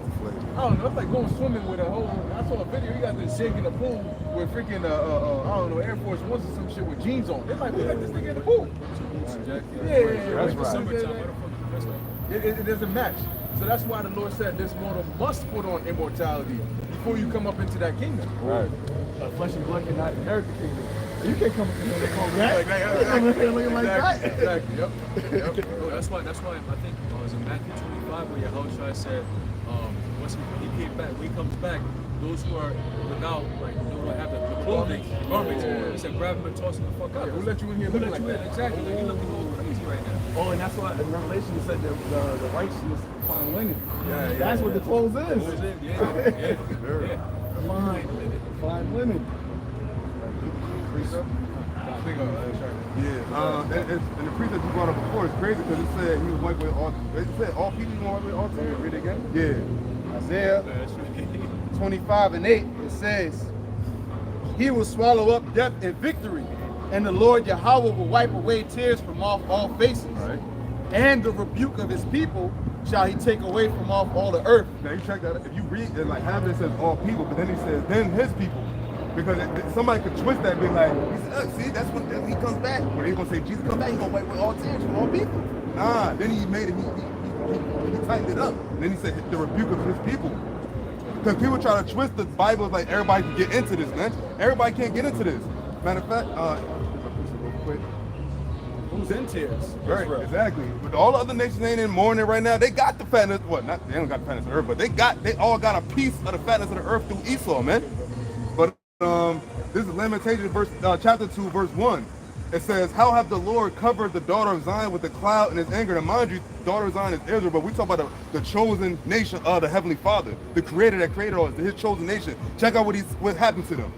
It says, how have the Lord covered the daughter of Zion with a cloud in his anger, and cast down from heaven unto the earth the beauty of Israel, and remember not his footstool in the day of his anger. Verse 2, the Lord has swallowed up all the habitations of Jacob, and have not pitied. He hath thrown down in his wrath the strongholds of the daughter of Judah. He hath brought them down to the ground. He hath polluted the kingdom and the prince thereof. That's it right there. That's what we fell from the grace. When he said his anger, he was angry with his people. He was wroth with his people. These other nations ain't going through the curses of the law. So how the fuck you gonna get the salvation? You ain't going through none of the curses. How you gonna get the salvation? Please explain that. How you? The Lord said you're gonna be under these curses to Israel. The other world, the other nations ain't part of the curses. So how they're part of the curses? Or we're being cursed. They're the ones that we're given unto. So how you gonna say in the world that now all people can get salvation now? Well, that wasn't part of the curses. But anyway, verse 3. He have cut off in his fierce anger all the horn of Israel. The whole nation of Israel went off, man. It was no Israelite that was walking the earth that still had it all and still had immortality. No, everybody, the whole nation. He said he have cut off in his fierce anger all the horn of Israel, like their power and stuff. He have drawn back his right hand from before the enemy, and he burned against Jacob like a flaming fire, which devoured round about, which is what we're going through right now. All this oppression, all of the low level shit, we being on the bottom, that's what this is right here. With the Lord's anger towards us, his wrath. But we know that slowly but surely, well not slowly, but it's coming off of us. Because he said he pulled his right hand from the enemy, but he's gonna put the right hand back on the enemy. And it says, around about verse 4, this is the last one. It says, no, excuse me. Yeah, verse 4, it says, he had bent his bow like an enemy. He stood with his right hand as an adversary. and slew all that were pleasant to the eye in the tabernacle of the daughter of Zion. He poured out his fury like fire. That's his own people. Niggas in the projects, drug addicts, alcoholics, absent fathers, whore-ass women, disobedient children, the whole nine, man. Everything we go through in America, the whole nine. That's him being an adversary to us, his chosen, his loved ones, his sons, daughters. But this is a punishment for a certain time, though. We're at the end of it, and continue on verse 5. Actually, the last one. It said, verse 5. The Lord was an enemy; he hath swallowed up Israel. He hath swallowed up all her palaces. He hath destroyed his strongholds, and have increased in the daughter of Judah mourning and lamentation. Man, slavery, man. When the Negroes came over here, we got it the worst. He always sometimes mentioned Judah alone. He don't really mention other tribes like that too solo. He mentioned Judah a lot solo by himself, like an adversary of Judah, the head tribes, the tribe that the Lord came out of. That was the tribe where the Lord chose where his law and scepter would come out of. Yep. So he came from the firstborn first. That's what I said. It's evident that our Lord sprang out of Judah. Right. That's why the Lord always mentioned Judah. It wasn't like the actual man Judah that he was talking about. It was really speaking about YAHAWASHI. Yeah, true. Because YAHAWASHI was literally the firstborn created. So therefore, if the firstborn created, that's why he said he's the son of God. Firstborn came out of Judah, then that means that literally the head of the tribes is actual Judah. So we got the words. That's why his name is in Yahweh's name is in the tribe. Yahweh does. Right. So that's like you said, that's why you got to work, because we think about, we always say like when children, parents, you got siblings who always get it the worst. The oldest always get it the worst. Right. You know better. And hey, that's why YAHAWASHI got it the worst. It was like, hey, you knew better. Yeah, 21. Yeah, you saw it. Is it alright if I bring out Job too real quick? Yeah, Just one quick point I wanted to make from Job, because we mentioned how people say they don't want to live forever, right? And it says Job 2 and 5.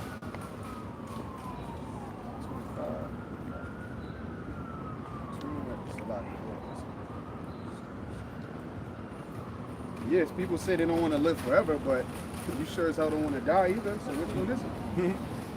This is the book of Job. Oh, there it is, 2 and 4. It says, and Satan answered Yahweh and said, skin for skin, yea, all that a man hath will he give for his life. So really, you just don't appreciate life.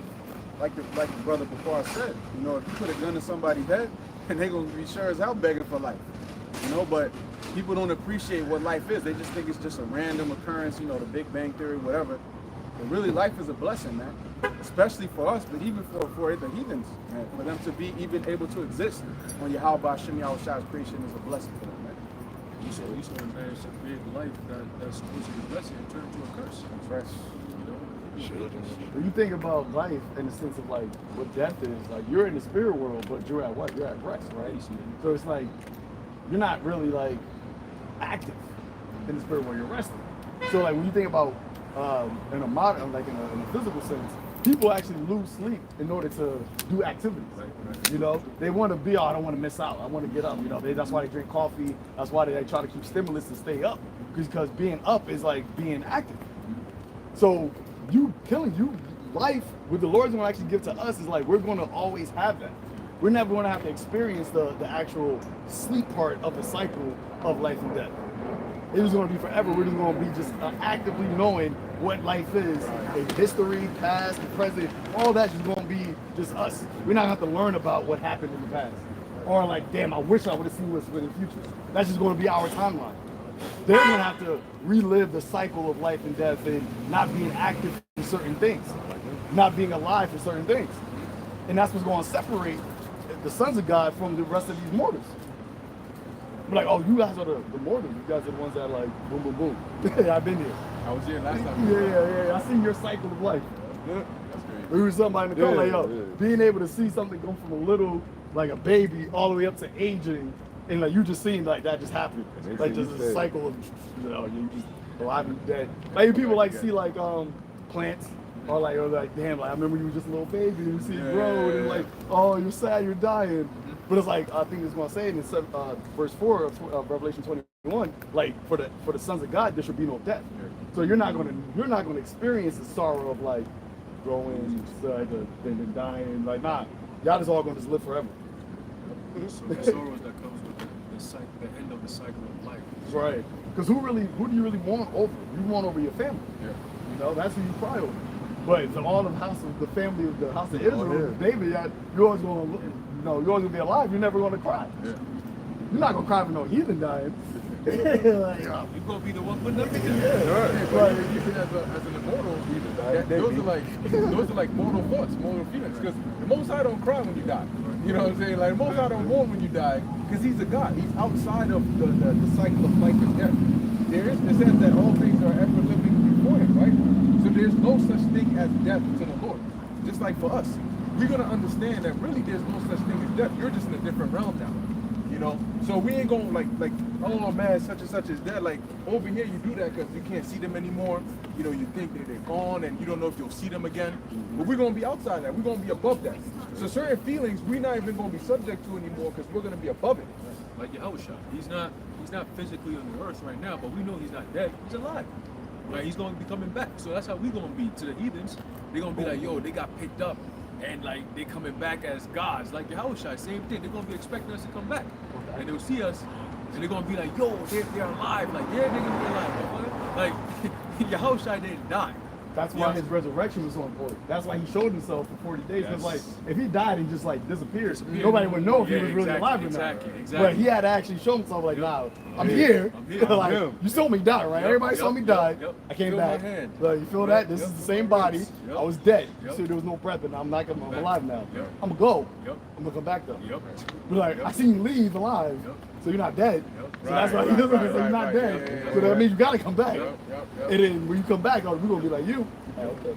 That's the gospel. Go and tell everybody. You see, now that's the gospel is the resurrection of YAHAWASHI. Go and tell everybody I died. I came back. Now I'm alive forever. I'm coming back. No one else did that. No one else did that.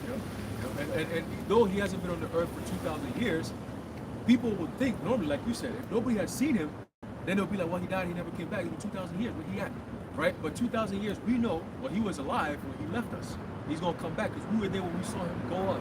See, the angel stood next to us and said, "Why are you gazing up into the hot skies, looking at Him?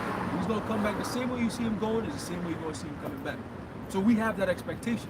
So in this day and age, we know that the Lord is gonna come back. When He comes back, we're gonna see the greatness of YAHAWASHI. See, now that's what these other heathens gonna see. The same process.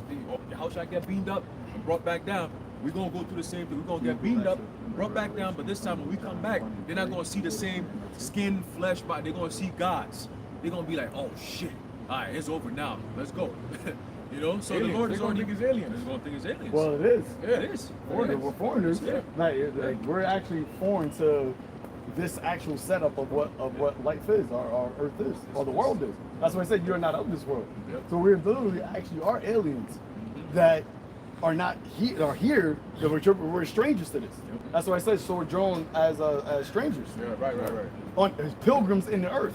Yep. No rest. Like pilgrims, when you're a pilgrim, you're not a native to a country.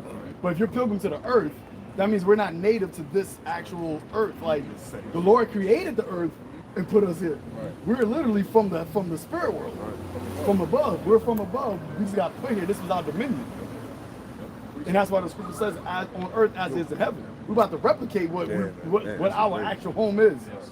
Through YAHAWASHI. Like, yeah, we want let's renovate. Let's renovate. What chapter? 3. John 8:23, and He said unto them, Ye are from beneath, I am from above. Ye are of this world, I am not of this world. God, if you get that also, I think in John 17, where He says, I'm not of this world as you're not of this world as I'm not of this world. Yep. They said, you're from beneath. That's why Paul talked about setting your affections on things above. Let your conversations be in the heaven. You know? And we're the only ones, going back to what Aharon was saying, we're the only ones that's actually speaking this word right now. We're the only ones that's representing this type of life on the earth right now. So when YAHAWASHI comes, we're going to be like, all right, this is what we've been talking about. Right. But everybody else is going to fear them. Because remember, the way he's coming angry because majority of his throne, his kingdom, all of his kingdom really is defiled. Right.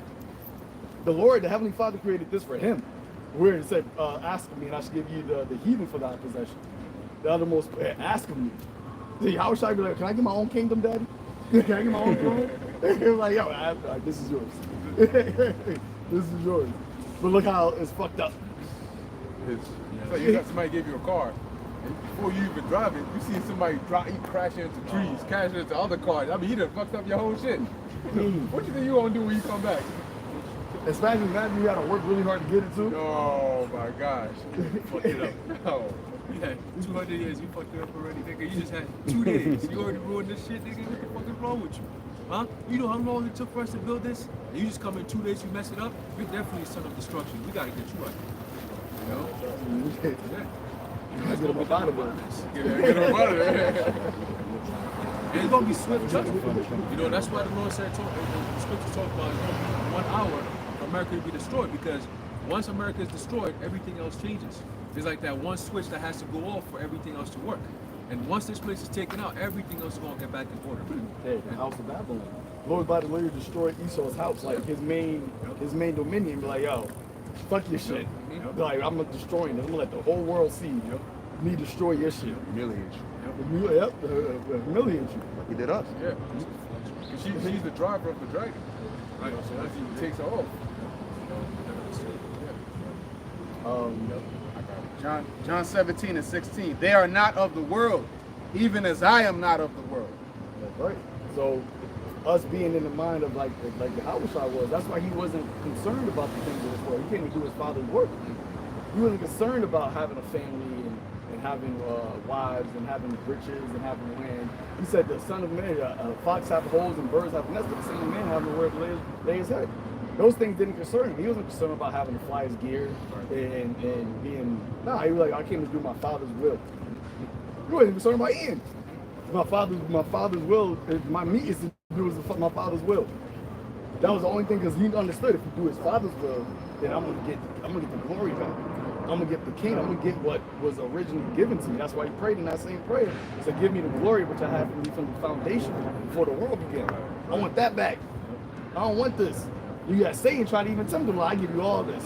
I give you the glory, all these. Like, I think I was there before you. like, oh no, I don't want this. This is all you got? Like, this is all you can give me. Oh no, I'm good. I'm gonna take this. Small I'm gonna drink of this cup.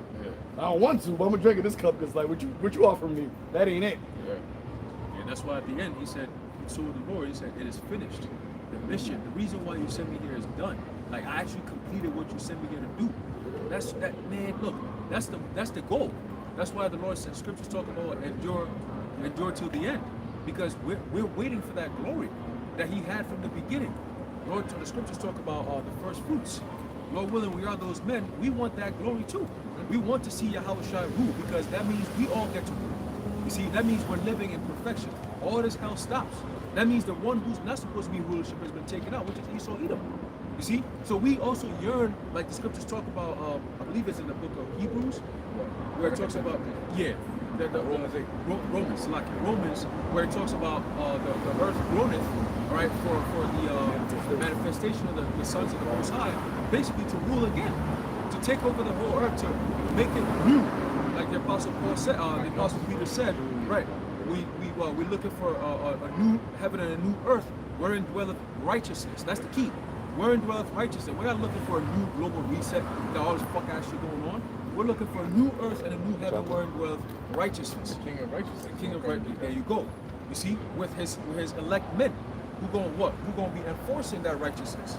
Not no setting up bots to put in. Oh, we're gonna detect disinformation. Fuck out of here, bro. We're talking about real life stuff. We're talking about a kingdom forever. You know, because if they do that, then bring on the family of the word. But you notice the timing, right? The Most High wasn't going to let him do that before his word got out to who he needed to get to. So that's why now they're coming out with this shit. Right. Because everybody who's supposed to get it, got it. You know, which are the most important people? Who? The elect. Oh, that small sanctuary. It's funny you said the earth groaneth for the manifestation. You think about like what's happening now, actually in the physical life of earth. You got whales bleaching themselves. You got birds dropping out. Fish is just dying. Like the earth is actually just like life is just killing itself. Right. Because it's like, yo, this ain't like we can't live like this no more. And it said what? That the earth is given into the hand of the wicked. So look at what the wicked did when I gave them authority in the earth. This is why I hate them. Like, look at what like the actual animals are killing themselves. That's a phenomenon. That's like an unstrange occurrence. Like, you got animals just dropping, birds is flying out, just dying. Why is it normal for dolphins? I think I seen some shit that like hundreds of dolphins were just on the beach, just beach themselves. Yeah, just but that's what it is. Like the earth is defiled. How the inhabitants thereof. Because he said why? Because you have broken the everlasting covenant. You have changed the ordinances. Like the order of the earth is changed.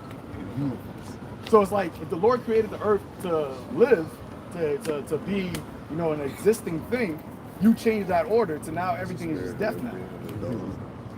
So, yeah, you know how they used to make excuses for, you know, the homos and then you know you would respond by saying, well, if it's natural, why don't you see it in animals? But now recently they got a survey and apparently 10% of all sheep are gay. Oh, so yeah. Like, where did that shit come from? And it baffled every farmer. Like, yo, I've been raising sheep all my whole life. I ain't never seen it. Where are you getting these information from? But you know what's funny? Majority of animals that, majority of like cattle that do homosexual behavior are the ones that are in captivity. Yeah. It's not the ones that are free in the wild. It's the ones that are captive. And that's why that's why being a captive is also adds to the curses.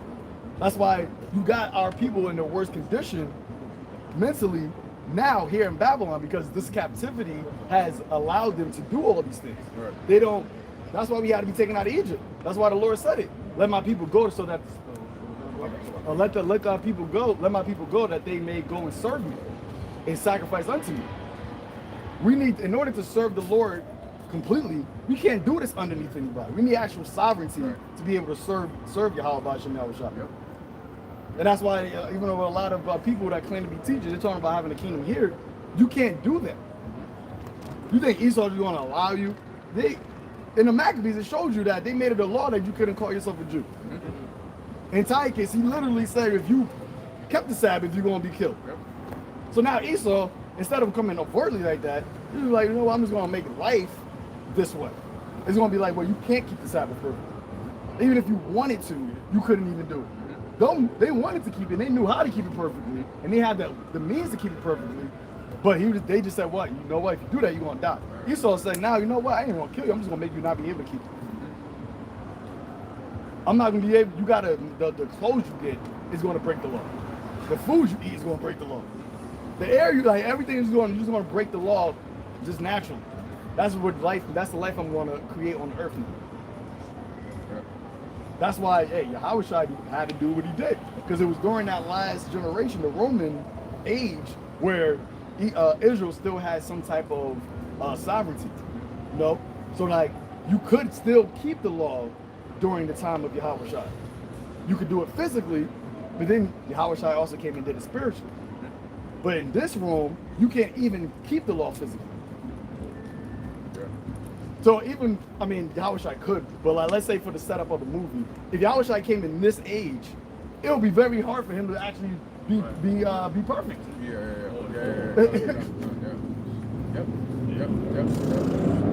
would have been in jail.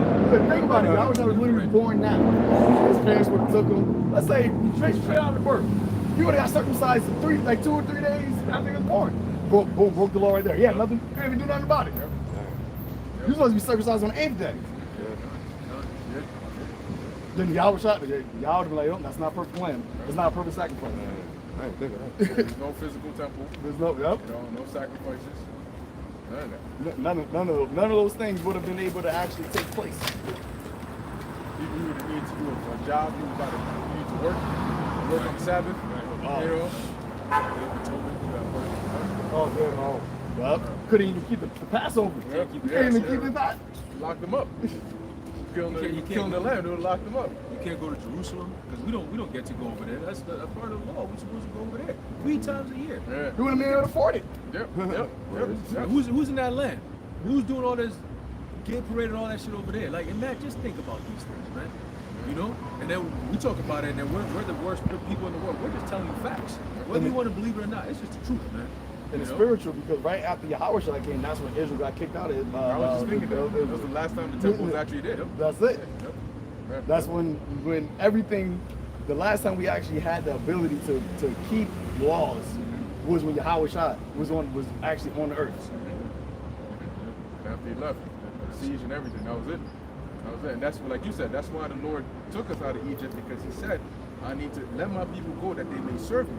We needed to be autonomous, right?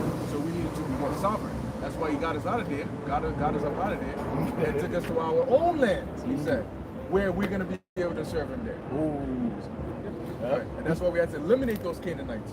And then really, ideally, the whole land of Israel should have just been us.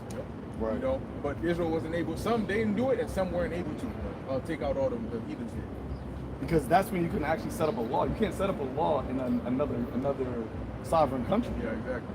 That's why the Lord had to bring us to a wilderness where there was no actual laws or any cities that was set up. This is why I'm going to teach you the law here.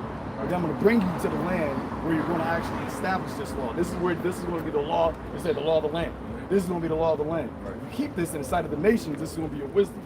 You're going to be above all the other nations. Because that's what really makes a country great, right? It's its laws. It's how it conducts itself. Right? But for us, we broke those laws in order for the ways for us to conduct ourselves, which we got from the actual heavens. Right. That wasn't a law that was made from the earth. Right. That wasn't a mind of people who came up together like, you know what, we should do this is good, no, this is bad. Nah, the Heavenly Father, through Yahawashi, came on a mountain, talked with Moses. Like, yo, this is the law that we getting from the Creator.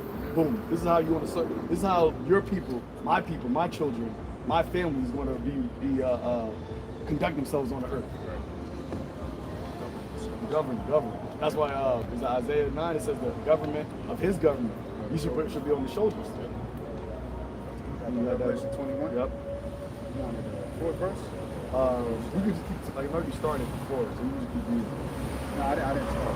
You just start reading?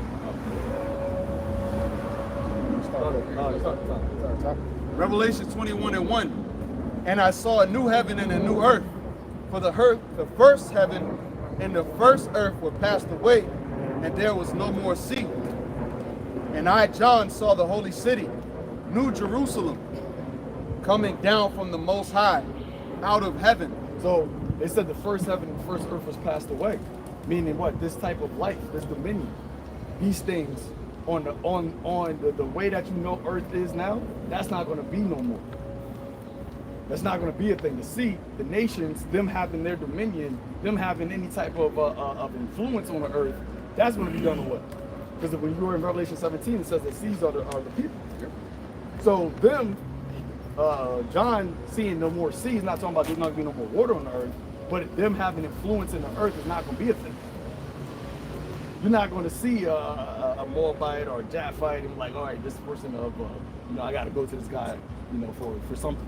I got to go to this guy for my medicine. Right. You got to go to the doctor. You're a dentist. It's an Elamite. Yeah.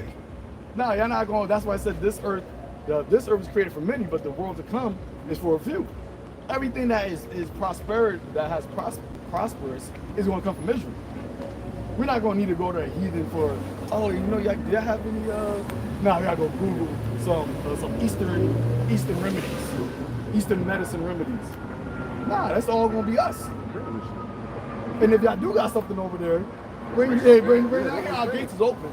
If like you said, like the store's closed. Yeah. Nah, our store's never closed. Just bring that here.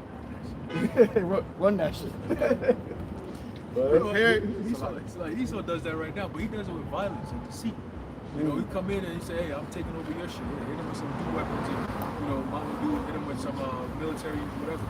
We're not going to do that. We're going to be the powers of the earth. We're not going to do that. We're not going to do that. That's right. These nations are going to be happy to give us what we want. Right. They're going to love to do that because they're going to be happy. Like, y'all bless our land. Bless all them that bless me. Right. Esau don't bless these other nations. He curses them. He curses them. And he makes it as seem as though it's a blessing. He said his words were smoother than butter, but war was in his heart. And the Maccabees, that's the same thing Antiochus did. He came speaking peaceably. It said that in Daniel, he destroyed wonderfully. Like, yo, how you do, like, how you destroy it, it's amazement how you just destroyed this shit. I'm amazed at it. Like, you think about like, in order to destroy the earth, you gotta be really like a real good destroyer. Yeah. It's hard to do like mess up your crib, like, and you destroyed the whole entire earth. Where you live at, you don't just ruin it. It's like a pig, bro. That's what pigs do. They shit in their own habitat, they lay in it and roll over in it, like the term pig and shit. It's not even, and the funny part, the crazy part, is not even where he's all at. Right. Like this part's where Esau is not at in the earth, but that part's destroyed too. Like the moon, the The atmosphere, actual other lands, the oceans part, like you just destroyed everything. Like you don't even be here. Like you don't even be here, but we destroyed that over there so bad. They just came over here. You know how much work you got to put in to put whole species to extinction? This man brought murder hornets to America. And they don't even belong here, and they started wiping out the honeybees. Because the honeybees over there are used to the murder hornets, so they have a defense mechanism where they all gather. You might have seen those videos where they all gather around the murder hornet, big hornet, and the bees all surrounded and they heat up to kill it. The honeybees over here, they don't have that. So here comes this devil with the murder hornet or whatever Moabite, maybe they brought it on a vessel and it was a nest and it probably flew into America, whatever it was, and then you got everything upside down, man. Oh, you got the lantern flies. But they made a whole thing. I seen a TikTok. It was like, yo, dude, have you noticed that the whole entire government just made us at war? When we didn't even realize. Like when the whole lantern flies, they keep like a whole propaganda. See them, kill them. Kill every lantern fly. Like this is how you kill like, yo, you just made humanity just like war with lantern flies right now. But it's like, wait, them niggas, they not doing nothing. Like they're not coming over here like, yo, we hate y'all. They just here, but why are they here? Now you're saying it's because of the what's it called? Climate change, global warming, and all that shit. But it's like, all right, if that's actually happening, right? Let's say, why is that happening? Right. It's like we just talked about before. Earth's been around for thousands of years. They ain't never had to deal with nothing like this. You've been in rulership for what, a few hundred years, and now you got to deal with global warming. You got beasts. Because a fly technically is a beast, it's a cat or whatever insect, but it's changing its place. And now you're saying that, yo, we got to kill it. But if this is actually a living thing that lives somewhere else, and it doesn't destroy that environment, why are you saying it's going to destroy this environment? So who's really the destroyer? You're the actual one that's just like, we just got to kill it. Kill it, kill it, kill it. Kill that. I don't want to kill it. Yep. Hey, he's literally the harbinger of death, the son of perdition. You didn't say, you know what, we got to find out if we can adapt our society and nature so that these things can actually live and grow. Because everything has a use. Lanternfly could probably be useful over here. Remember, they said there was, before Esau got here, you had lions there, roaming in America. You had wild actors, you had tigers. Like, you won't ever catch a lion in America. A free lion at that. You go to a Bronx Zoo. Yeah, like it's in captivity. Like Everything's in captivity. go to the free nature, go grab animals and bring them to captivity just so you can make money off of the people coming to watch them. You know? Yo, Esau's such a demon. Let's say let's say there was like actual life on other planets. Instead of actually helping that alien go back there, they gonna put him in captivity. They'll put him in captivity and study him. You know what I mean? Pick him apart and say, show you that in me and dissect him. Show that in movies all the time. That's not what he literally do. He wouldn't be like, yo, let's all try to get you back to where you gotta go. You lost. They didn't tell you that, right? With Good Samaritan? You wanna get back home? Nah. Put him in captivity. It's like, put him in, stretch him out, open his mouth. Boil them. Boil a little experiment. Dice with biosite, like Alien steaks. like yo, they would. They're trying to taste them. Is he edible? Like, yo, you're crazy, yo. You're a fucking wild beast. They won't stop until they'll come back too. So You won't. They got movies where they're trying to make it to where they can do surgery and you won't even feel it. Like be alive, like be awake. Because now they do it where they put you to sleep. But they're trying to say that they try to have technology now, but it'll be so micro nano type that you won't even feel the surgery actually happening. They go into the That's pretty sick. Because then you're bypassing the mechanism that the Lord put. That's a defense mechanism. If you feel pain, that means whatever is happening needs to stop. Yeah, so they mess something up. You're not gonna know. You know? You're just gonna feel the effects. he's gonna be dead. Yeah. He ain't sleep, he's dead. we seen Esau in his worst state now. You know, just like now we're coming into our true spirit. He's also because he's worse now than he was as the Romans and the Greeks. You know, Because we're at the end of it. And at the end of everything is always at the worst of it. That's how it ends. The end is manifest. I said that knowledge shall be increased, right? But Esau's knowledge is perverted. Isaiah 47 says that knowledge and wisdom has perverted. So if your knowledge, or the wisdom of the foolish is not wisdom. I think saying something like Sirach, something like that. So his wisdom, it actually only from, like you said, from the Greeks and the Romans, he claims that he progressed. But what did you actually progress in? You progressed in wickedness and death. You just found more ways to kill, to destroy things. That's what your wisdom actually is. It's just finding more ways to die.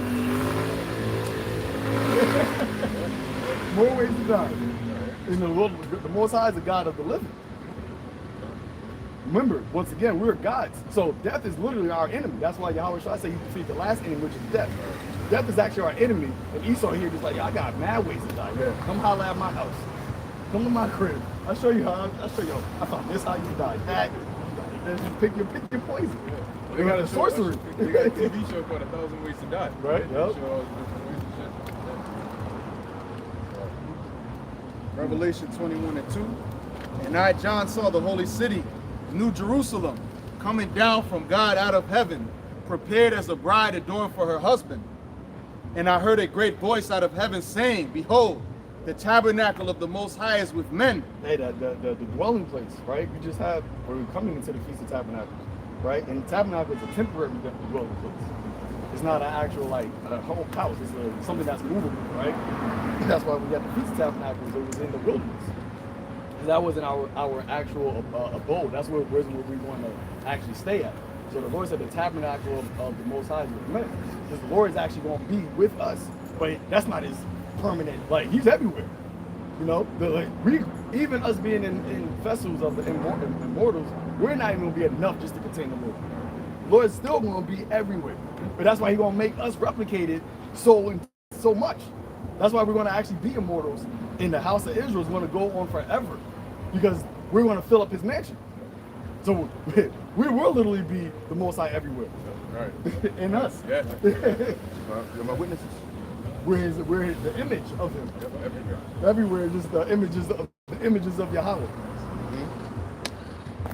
And he will dwell with them, and they shall be his people, and the Most High himself shall be with them and be their God. The Most High himself shall be with them. In my Father's house there are many mansions. You want to fill up his crib. And the other nations are there to witness. You just said, you are my witnesses. They are to witness what God is. Because in John the 3rd chapter, we read it, but I can just quote it. It said that what we don't know how we shall appear, but we shall be like him. But we shall see him as he is. And in the NLT it says we shall see him as he really is, which is the Son of God. So we're going to be like him. We're going to be sons of God. So the world is actually going to see us as we really are. These other nations, they're going to say that, oh, these are the sons of Yasharala. You see the Israelis calling themselves that now, which is why they even had to change it. They couldn't even say Israelite, Israelis. But they don't represent what a son of God looks like. Like, that's the son of God. You're the chosen people of the Creator. You can't even reproduce properly. You got to go to clinics. You literally got to go to clinics to actually take. Your women got to take some type of like medicines to help their fertilization, right? So if you can't even reproduce properly, and the first law the Lord said we're going to reproduce and multiply. You can't even do that. You got to try not to. Right. John, 3rd chapter, yes, we get it. Oh yeah, NLT? Yeah. All right, let me finish up 4 and then we'll get that. He said, yo, chill.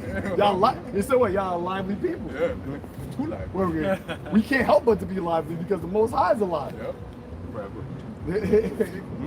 Slow it down. Revelation 21:4.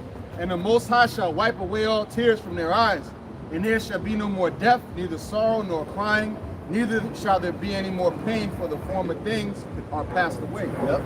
It said there should be no more death. we're no longer subjugated to being a mere mortal or being an actual, just a regular man in the flesh.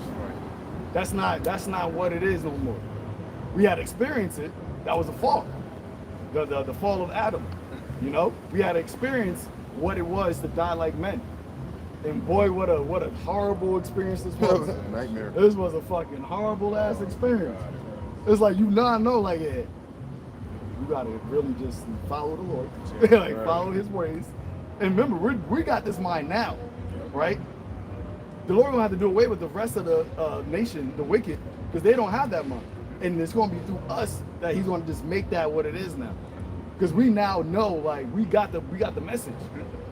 That's what the Lord had mercy on us for, because we got the actual message of the punishment. That's why He said the punishment of thy iniquity is accomplished. We understood. Because that's when you have children, when you get a punishment, you get really put to you get out of punishment once you get the message. You're like, all right, do you understand? Yep. All right, you got it? You go, yeah, I get it. I'm sorry. That's when all right, the punishment is done. Even in prison, the people get released early to say rehabilitate, good behavior. You get released early, right, on good behavior. If you was a nigga in prison in the world, and you a nigga in prison, you ain't gonna get out. Yeah, and that's why even if they let you out, you go right back in. Yeah. Like, oh, you just a nigga, still a nigga? You gonna go back in there. You got niggas that kill in prison, and they in prison for murder. Right. Yep. And that's great, that's spiritual too, because that's like all of us at one point before we found out about the truth, we were all living a sinful life. Like it tells in the book of Ephesians, the Apostle Paul was saying that. You know, that we at one point was living in a life of darkness, and now we found the light. You know, so the Lord basically used our life, you know, on a microscopic level, you know, of living a life without the Most High, and now finding the Most High and changing your whole entire life. We're all living through all kinds of bugged out shit. That's why this truth and the mercy of the Lord is so important, because it's like, damn, Lord, you were living life ignorant of you. We didn't know you, we didn't know your name, we were doing all kinds of bugged out shit. Some of us did worse things than what we talk about how people live now. We would do all sorts of madness, man. And the Lord still found us and had mercy and grace upon us and said, here, you come, I'll give you this truth, I'll give you this life, I'll give you salvation. You see, so it's the same thing. Ultimately, that's only for the elect. To give an example of a micro or of a macroscopic of the whole entire nation, we're going off, bug the hell out, and then the Lord gave us grace. You see, so it starts with all of us, but it's one at a time. You know, and that's why we appreciate the Heavenly Father so much, and YAHAWASHI, His sacrifice, because He ain't got to do all that. He didn't have to do that. But the Lord said, no, because of the love that I have for these people, I'm going to bring them back through you. You know, and that's, hey man, that's call on YAHAWASHI for that. Yeah, that's why John said in 1 John, John the first chapter, he said that He had power to give, to make as many that believe in Him become sons of God. Like YAHAWASHI had the power to make us the sons of God again. That was the actual like love. Like, remember, we did all this wickedness in the eyes of the Father. Like, oh yeah, I'm gonna cast y'all away. Like, y'all just dirty. Y'all feel I can't make y'all gods. But it's like, no, YAHAWASHI had power to make us sons of God again. The adoption. It's like, I'm gonna bring y'all back to the Father, man. I'm gonna bring y'all back to the Father, the Creator. Y'all gonna be called sons of God again. And the world gonna see it. Finish that? I never started. Verse 4. Verse 4? Okay, done. Let's go to verse 3. Verse 3? Is that what it says in NLT? Oh, sorry. Verse John. No, 1 John. 1 John. Okay, done. Yeah. 3 and 3? So like verse 2. Alright, then. 1 John chapter 3, verse 2. Dear friends, we are already God's children, but He has not yet shown us what we will be like when YAHAWASHI appears. But we do know that we will be like Him, for we will see Him as He really is. But we will see Him as He really is. So we know that we're already sons of God through the Spirit. We know we have the understanding through the Wakaka. That's the comforter. Now we know that, because remember, without the Holy Spirit, we wouldn't have known we were the sons of God. We would just think that we were just still Black Americans or, you know, East West African, Hispanic, you know, whatever. Hey, you got even Israelites that look like Caucasians or Moabites. that's the spirit of them be like, oh, you know, I look like this, but I'm actually a son of God. That's why I said the spirit bears witness with our spirit that we are really the children of the Most High. So, but we now don't really look like how we're supposed to really look like. YAHAWASHI do. He got the glory. And then when he returns, that's when we're going to know, okay, this is what looking like the Son of God really is. Because now we just look like regular men. That's why nobody really reverence us. That's why they walk by, they say, hiss at us, they laugh at their mouth. That's why they can do all that. Because we just look like men. You're not going to be able to do that to somebody that look like a God. That's why when YAHAWASHI returns, they're not going to be able to kill him. They're not going to be able to pierce him. They're going to be afraid of him. The same guy that you mocked and laughed and scorned and spit on, remember, you did all that. You did all this. The Israelites that say crucify him, you said that. This is him who you said that to. This is who he really is. This is who he is. I should not meet. This is who I really am. They're born. This might seem. Yeah, because we're in a society where he cries about his appearance. Yo, that's power right there. You know, because we live in a society where people are even afraid of cops. A cop is really powerless without his gun. Yeah, like without his gun, he's really powerless. But people are afraid of him because of the perceived threat of him being an authority figure. But what about YAHAWASHI, one who doesn't need a gun? He doesn't need shit. Scripture says where he turned, things were happening. Like just by vision alone, like I look over here, this is happening. I look over here, he's giving command. Oh, yeah. See? Mountain, like, he's fighting down. I don't even want to boast up like I'm big enough. I'm trying to get as far away as possible. Even these elites are crying, saying, "Oh, let the rocks protect us from the lamb." Right? So that's what is that? What vision do you have when you think of something like that? What kind of lamb is that? Oh, lamb. That's a sacrificial lamb. You know? Say it to his face. You know, so hey, we got glory coming, we got power coming, and he's almost here. Like going back to the title, the countdown has begun. You know, and the world already sees it. They already know. People in different lands outside of Babylon, they know something is up. They know something is up, man. And these elites definitely know something is up. They the ones doing shit. Yeah. You know, so we know through the spirit of YAHAWASHI on the right hand side, and we don't have much time left. What's that? Romans 13:11. That our salvation is here and what we believe. Yeah, right? Think about like they come UAP. Like that's becoming so normalized. Right. I remember a website for it. Yeah, like I remember growing up, like that was such a myth, right? Like, oh, it's a UFO, like, oh, but like, nah, this is like a normal talking conversation. Like, oh, you ever seen a UFO? Yeah, I think I seen one of like, yeah, you know what that is, right? Like, that's us. Like, that's our brothers that's coming for us. That sounds crazy, but the fact that you're talking about UFOs so normally, that's not crazy to you? Right, yeah. Like they would much rather believe an alien than to believe that those are angels who are traveling in their own vehicles. It's like, that shows you that it's got to be the Spirit of the Lord to open up your mind to actually see that. You know, we see chariots all the time, and we know exactly what it is. We've been talking. When I'm in public and I see a chariot, I've been, hey, shit, people be passing by, they look at you like, what the fuck is he looking at? They can't see it. We can see it. They'll look up in the direction. What is he looking at? It doesn't mean pop in their mind that there's actually something up there that he's looking at. Right. They don't even notice it. They don't have to look up. No, they don't look up. It's not for them.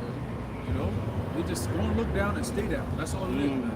You know, you all gonna come and pummel their ass while they're down. I think you said the movie was supposed to. Oh yeah, 1 John chapter 3 verse 3. And all who have this eager expectation will keep themselves pure, just as he is pure. Yep, and that's our eager expectation, man. This is why we're here. This is why we do what we do. This is why we are made a spectacle, made of fools. From the outside looking in, people remember we're around people right now. They look at us like, yeah, them some weird ass weirdos. Like, what they doing? What are y'all doing? Yeah. Like, we look like fools, right? But what we talking about though? Yeah, like we got an eager expectation about immortality. Yeah. If you're in tune with what we're saying, it makes sense. You're rejoicing. Your spirit is rejoicing because we're rejoicing.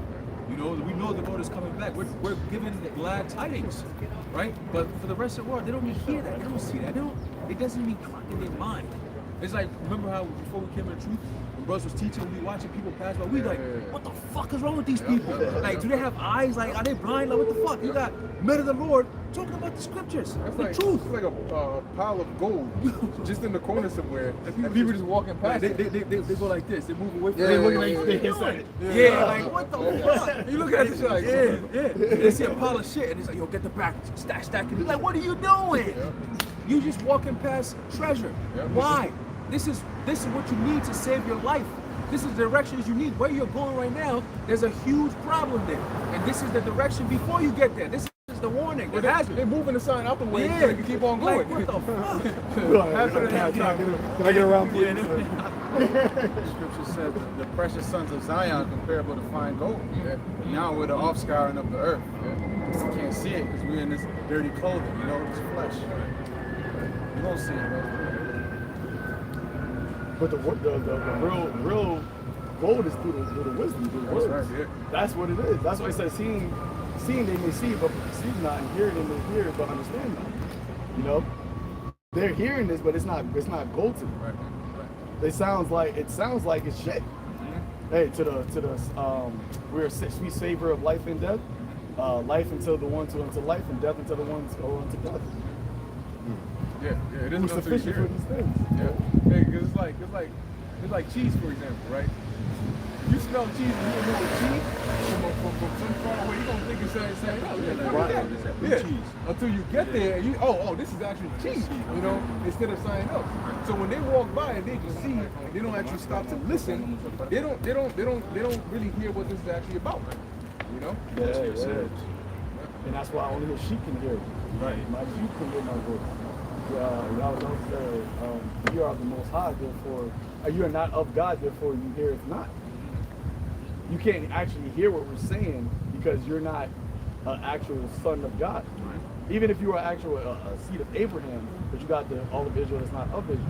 You got the ones that are a part of the first fruits, that they're the only ones that can actually hear this and it makes sense and it resonates. Anybody else can hear it, but it's not, we don't actually understand it. And that's why you could never actually believe it.